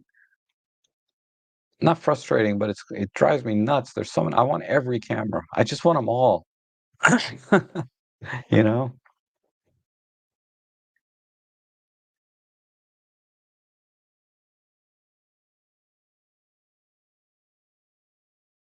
Ooh, the great Vanzini. The lens is pretty much gone. Ooh. Next time to fill my gas will be sooner than Black Friday, but can't promise. I know I'm definitely in. Okay, I'm going to talk about that more in my shopping stream. But a lot of things on Black Friday and stuff, it's like you have to cherry pick. There are some awesome deals there, but they make everything look like it's a freaking awesome deal, and they're not. A lot of stuff is just at the same price you could have got it, when it was on sale before. There's just a few items that are really truly hardcore Black Friday, like gotta get it now, don't wait. But a lot of deals, you think it's a great deal.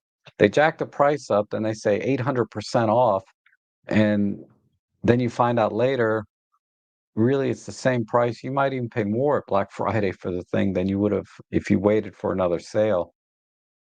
Ugh, it's crazy. So I want to try those third party like Laowa TT Artisans. Yeah, they're cool. I really like the manual focus lenses from these third parties because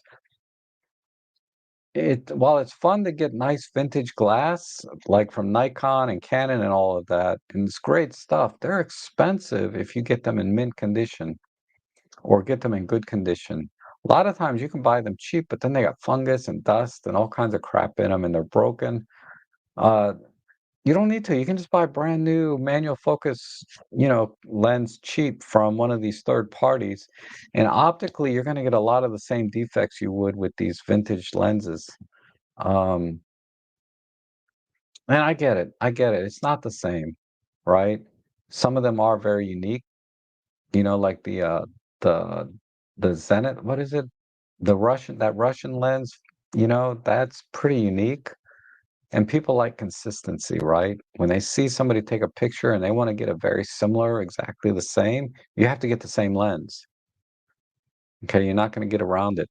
But for the most part, if you want sort of that vintage feel and look in your images and the vintage feel on the lens, these third-party lenses that are manual focus are the ticket, man. You can get one brand new with no fungus, no dust, no scratches, you know, and the oil in it is, the lubricants are fresh, so every the action focusing action is very smooth and still get a vintage look to your images.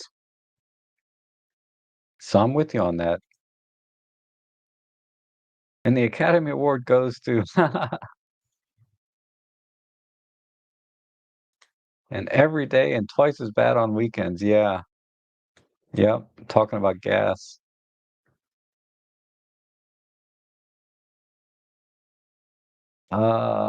Sorry, Rob, it was me. It's okay.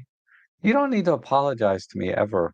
Okay? Nobody needs to apologize to me. Um, and some people they apologize on behalf of others. And I'm like, you don't need to do that. Okay? It's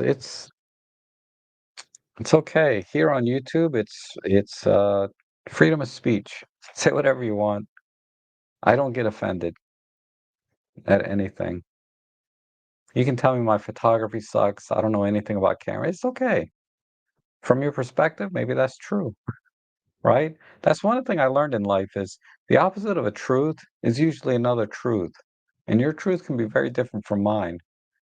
But I never minimize anybody else's opinion, and I don't take myself too seriously, right? So it's okay.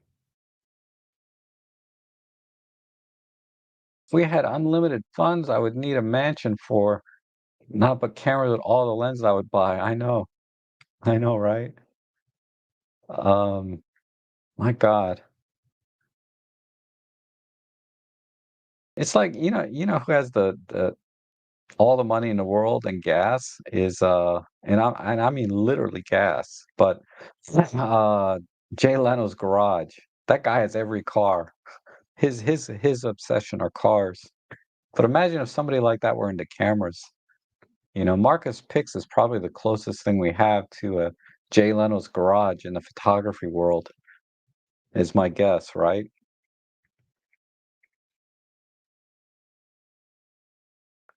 Okay, I'm gonna try and catch up on the chat, and then we're gonna end it here. I wonder if many bought that Micro Four Third Alice camera that was released this year. The idea was terrible. Honestly, I could not see that going anywhere. I saw a little bit of that. I don't remember much. It didn't appeal to me for whatever reason. Um, because I think that's the thing you attach to your smartphone to take pictures. I don't remember. But the fact that I forgot about it already just kind of tells you I think that's where the market is. But I'm not the market, so I've missed a lot of big things in the market. So I found the TG5 on the marketplace for $35, but I'm sure the TG5 is worth it. Yeah, it's if it's working, $35, I would buy two. Definitely. Man, that's a steal. It's every bit as good as the TG7 optically and image quality wise.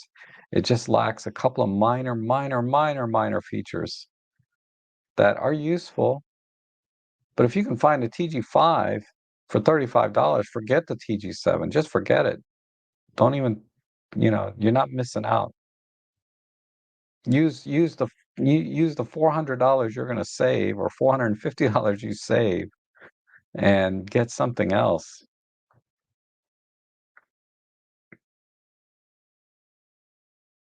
maybe around Christmas. Oh, what? My chat jumped all the way up again. Ah,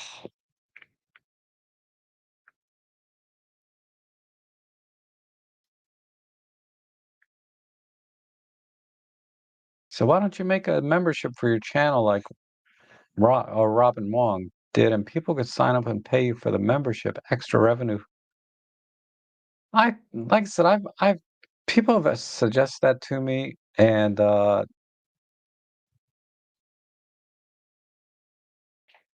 so let me reiterate for those of you that may have not heard me talk about this. They have like memberships, and they have the what's the other thing, Patreon, and when you do things like that as a creator, right? You have to give more than what you give to your normal public channel, right? And that's the crux of the problem for me is I give you guys my all every time I go live. And I go live 3 times a week now, and I feel like if I charged for Patreon or membership, I would have to do something on top of that. Uh, and I don't know what more I can do. I'm always giving my all the time, and I would just feel a little bad charging people, and they really wouldn't get much more return other than some recognition that you're supporting me. And I get that. I mean, I can see where there is some win-win situation, right? Where you're contributing every month and you're getting recognized for that, and I can do a little more for you, maybe during a streams like Robin does, try to get to your questions first. I guess I could open up memberships and see what happens, but I just can't promise anything more than what I'm already doing, and that's the crux of the problem for me. Is I would feel obligated to do more, and I just love doing more or giving you all as it is, right? And you already have to kinda sit through ads, right? And you buy stuff through my affiliate links, so there's adding on memberships on top of that. I'm sure some people will do that, but I feel like I'd be letting you down if I did. I don't know. I guess I could turn it on without any promises, right? And just say, if you wanna support the channel, I have a Patreon, I have a membership, and I'll do my best to get to your questions first like Robin does, but it's, I don't know, maybe I'm missing out. Maybe there's, like, a lot more people that would do that than I think, you know? Uh, but it's like death by a thousand cuts at the same time, right? Because everybody's got Netflix or Prime, uh, some streaming channel, then they got memberships that they do for other stuff, and then now memberships on YouTube if you're paying, it's like it just goes on and on and on. So I just have so many mixed feelings about doing a membership.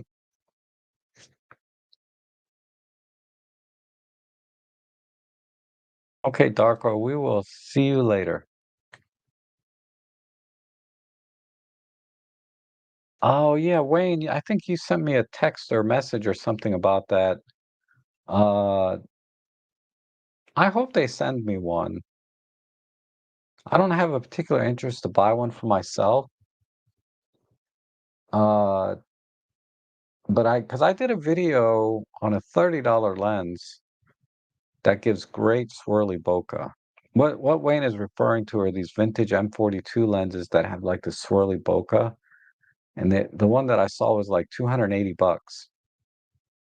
If you want that kind of look and effect, you can do that for about $30. Uh, and you don't have to, and that was the 75 millimeter. That would be huge on a Micro Four Thirds camera. I'll have to revisit that topic though, because it is fun to shoot with like these lens that are optically just a train wreck, but make interesting images.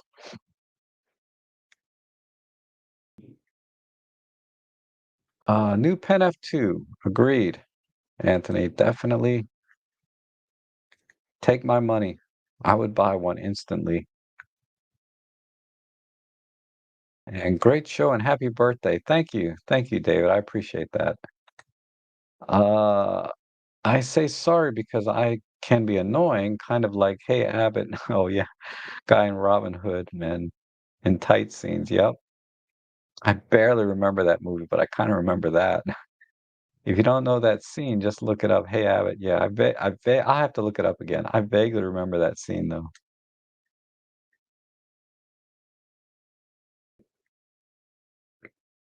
And that dude's super chat. Yep. You can always super chat during the stream. Definitely. My gas made me buy a 5.1 megapixel camera, old but well maintained. Hope to get a great shot that Rob can edit. Oh, that would be awesome.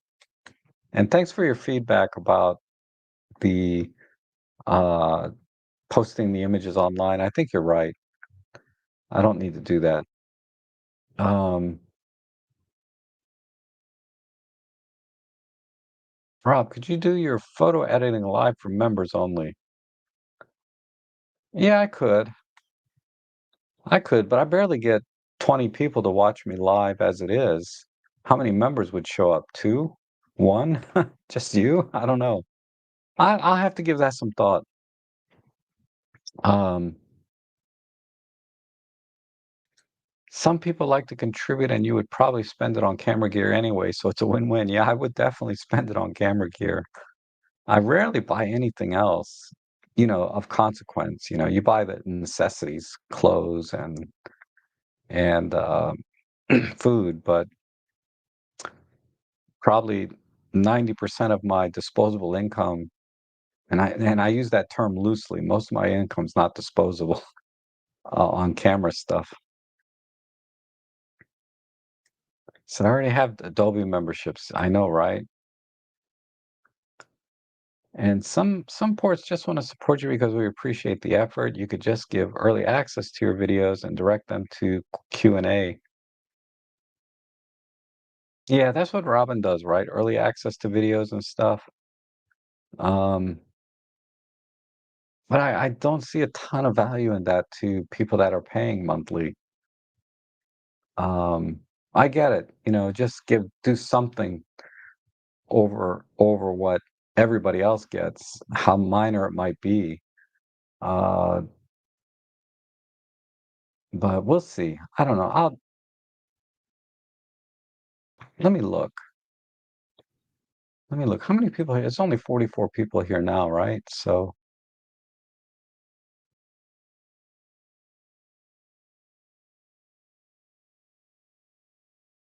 because YouTube reminds me sometimes I need to turn on channel memberships, and I just ignore it.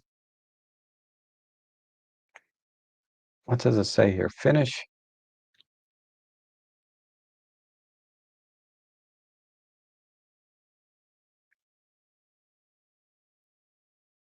You can create a single membership level or offer multiple levels and prices.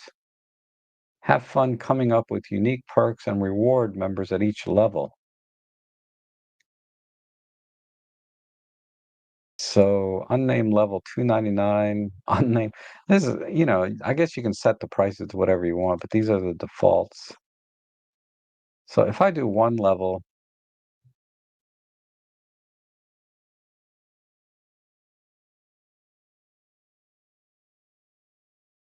okay, start from scratch. Price to be set.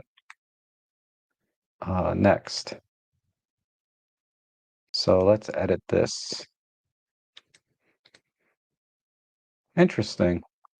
This is your usual, like, uh, setup, like if you're applying for a credit card, not a credit card, but you just kind of fill in the blanks kind of thing.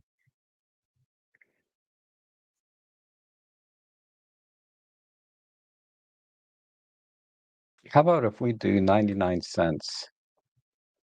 So I can select from 99 cents up to 4.99, $500 a month. Jackpot. All right, I'm gonna start a membership, $500 a month. I just get one dude. One dude. I say dude. I should say one person to be a super fan. That would be awesome. Just one. And then what could I offer? What do you think I would offer? Somebody's a super fan for 500 bucks. How about a day? How about a day out doing photo walk with me? That would be awesome. Because if somebody can drop $500 on a guy like me, they could probably definitely afford uh, flying out here to have a photo walk with me for one day. What do you think? I'm gonna add that. I'm gonna do that. I'm gonna do 99 cents. Okay, so we'll do 99 cents, right? And I'll call this support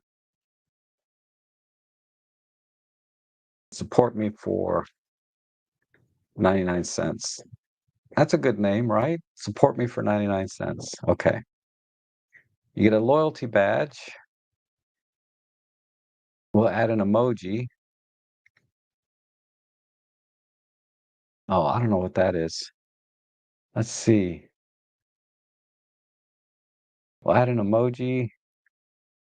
Optional. How do I add it? It doesn't let me click on anything.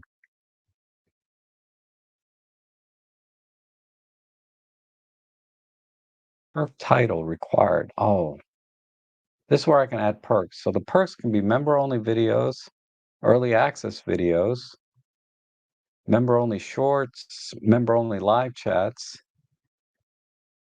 member-only live streams. What's the difference between a live stream and a live chat? Member-only shout-outs. I don't know what half this stuff is. Priority reply to comments, photo and status updates, discounted merchant. All right, let's do. Okay, I'm not going to do any perks for 99 cents.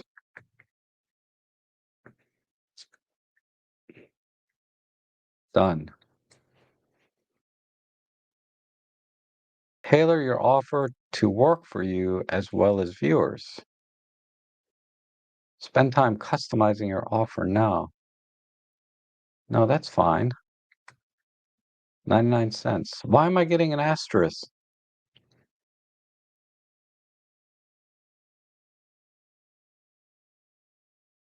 I have to add a perk for 99 cents. All right, so let's add a perk.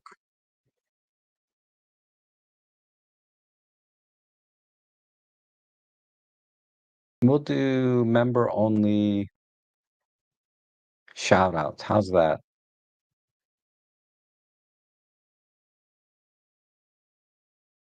I don't know how to do that though. Let's do photo and status updates. Okay.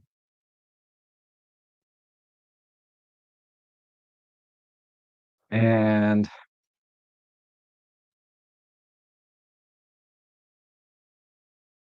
so about this perk, post your photos and or status updates on your communiques that only tab. Oh, yeah, I can do this. Okay, this is something I can do. Uh, post photo and status updates. So this is basically I can post a lot of behind the scenes stuff that nobody else would get for 99 cents. That sounds pretty cool. Because I do a lot of stuff during the week that I never do videos on, that I never talk about, that I do for myself. Like, what was I doing? I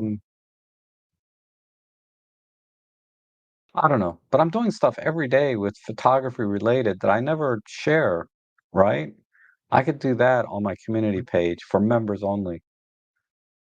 And then that'll get me thinking. That's cool. Okay. That'll be awesome. All right.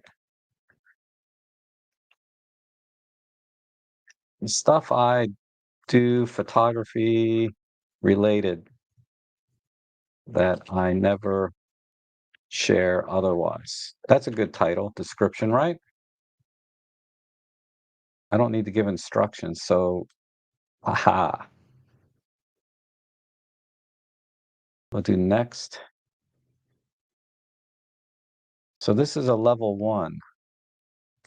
I don't know, I'm just gonna try this. We'll see, 99 cents.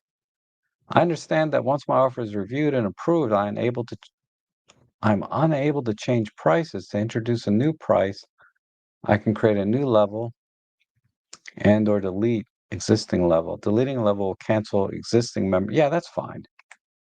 So once I set this, so I should spend more time thinking about this, right? But once I set this, this is it. But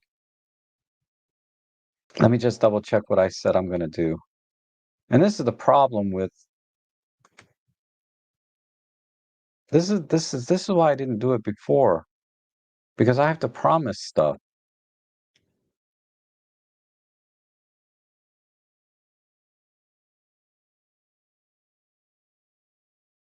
What are my other options? Nah, that's fine. All right, I'll just set this up. Submit for review.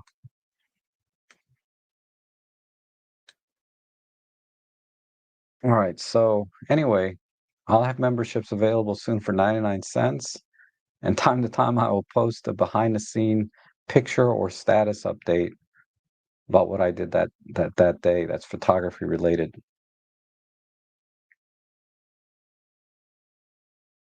Uh,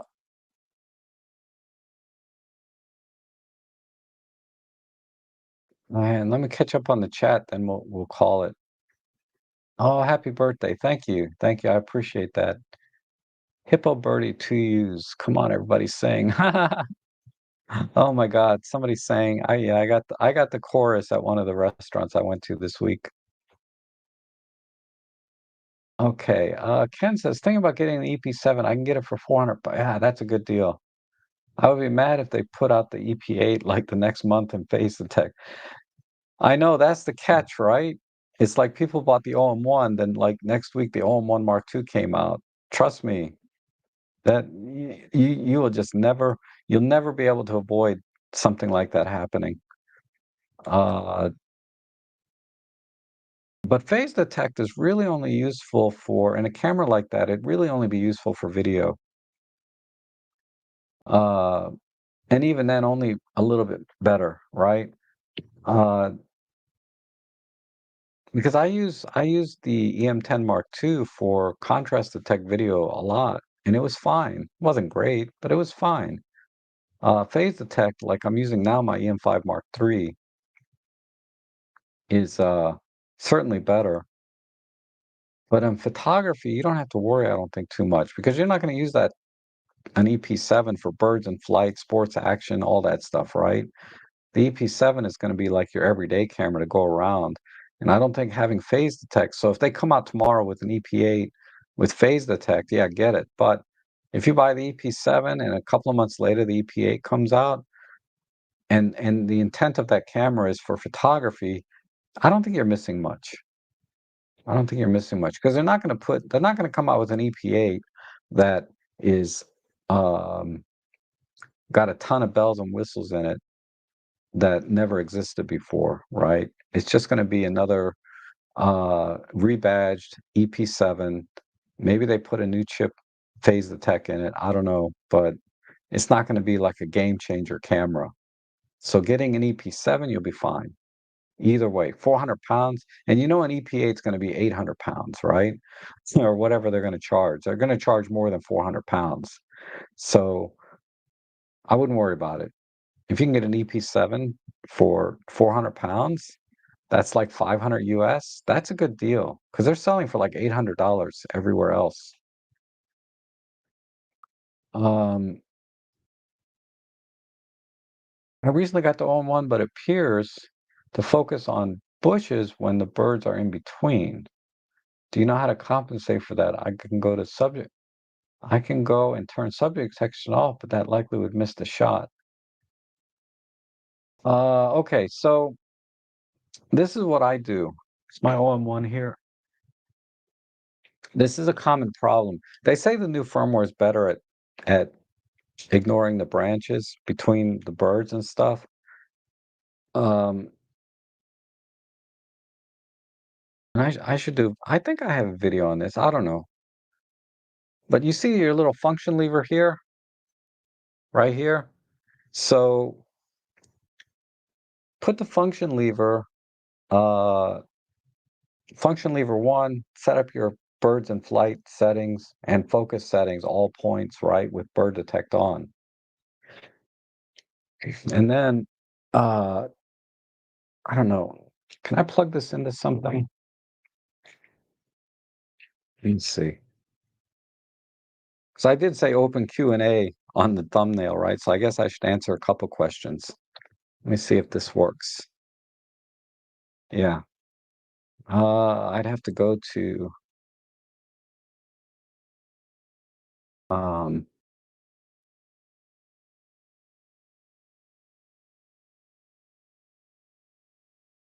full screen. No. How do I get this? Oh, here we go. So I have all points. I have subject detect on set to animals because I was taking pictures of my dog, which is 99% of what I do. And then that's function lever one. So go into your menu and button settings. Is it button? No, I think it's lever settings down here. Yeah, function lever settings. Function lever settings, mode two, which is switches the target mode. Okay, so you want mode two. So what I do is uh, I'm going to switch. So I'm in position one. I'm going to switch this to lever two. Whoops, like that. All right, and uh, then I'm going to go into. I'm going to push the. Well, let me. Yeah, let me go into here, target mode, and then I'm going to change this to small or single, like that, and maybe move it up just a little bit. So what that does is when you have a bird on a stick, right? And you just want to get a shot of the bird on the stick. Sometimes, like you said, the subject detect, it's going to focus on the branch and not the bird itself. So what I do is I can now just, when I'm focusing on the bird on the stick, I can just flip it to function lever two, and then it goes to that single point, and then I can get a lot more precision on what I'm focusing on. And then I flick it back when I'm doing birds in flight. And when a bird on a stick, I flick it down and I get that single point. So that's what I recommend you do. Okay. Uh,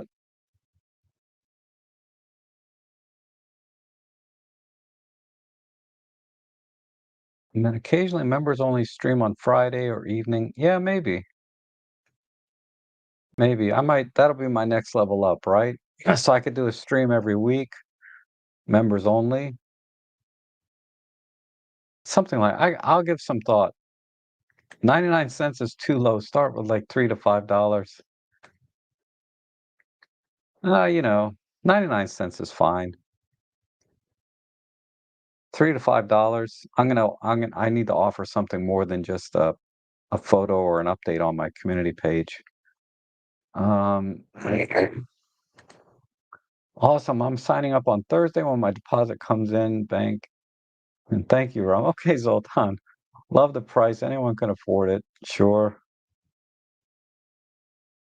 I could put up old vids for members only. I'll just leave them up. Like I said, I wanted to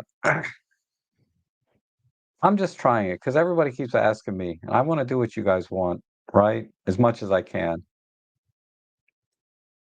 And then Rob live from his palatable mansion, palatial mansion. Today, Rob drinks champagne and eats caviar while the lights eats cigars with $100 bills while laughing at the. That's hilarious. You deserve it, Rob. Your content is worth it. Oh, I appreciate that. And before I forget, happy birthday. Thank you very much. If you make 12 bucks a month, that's an extra bag of groceries each year, even after taxes. 12 bucks? Man, that doesn't buy much grocery-wise these days. I mean, a dozen eggs is like $4. So I could get 3 dozen eggs. And that's like the cheapest food you can buy that's actually pretty decent.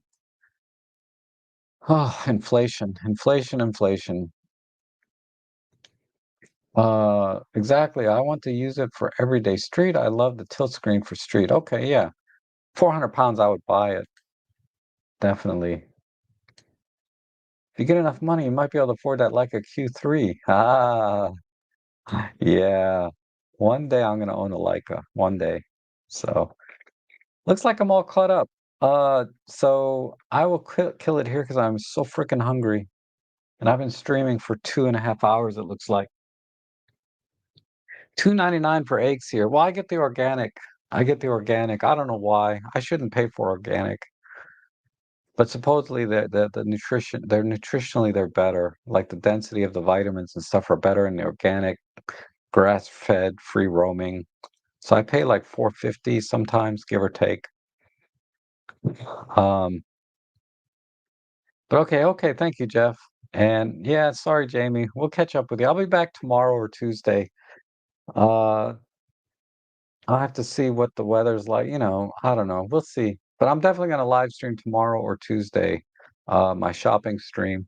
But everyone, thanks so much for being here. It's always a lot of fun. Thanks for the suggestion of doing the super or membership thing. We'll see how that works out. Maybe I'll just let it ride for a month and then cancel it. Just get my 99 cents and see, or expand on it and really give some thought to what I can offer members only. But like I said, I kind of give it all my now. I give my all now, but uh, you guys are awesome either way. So see you again soon.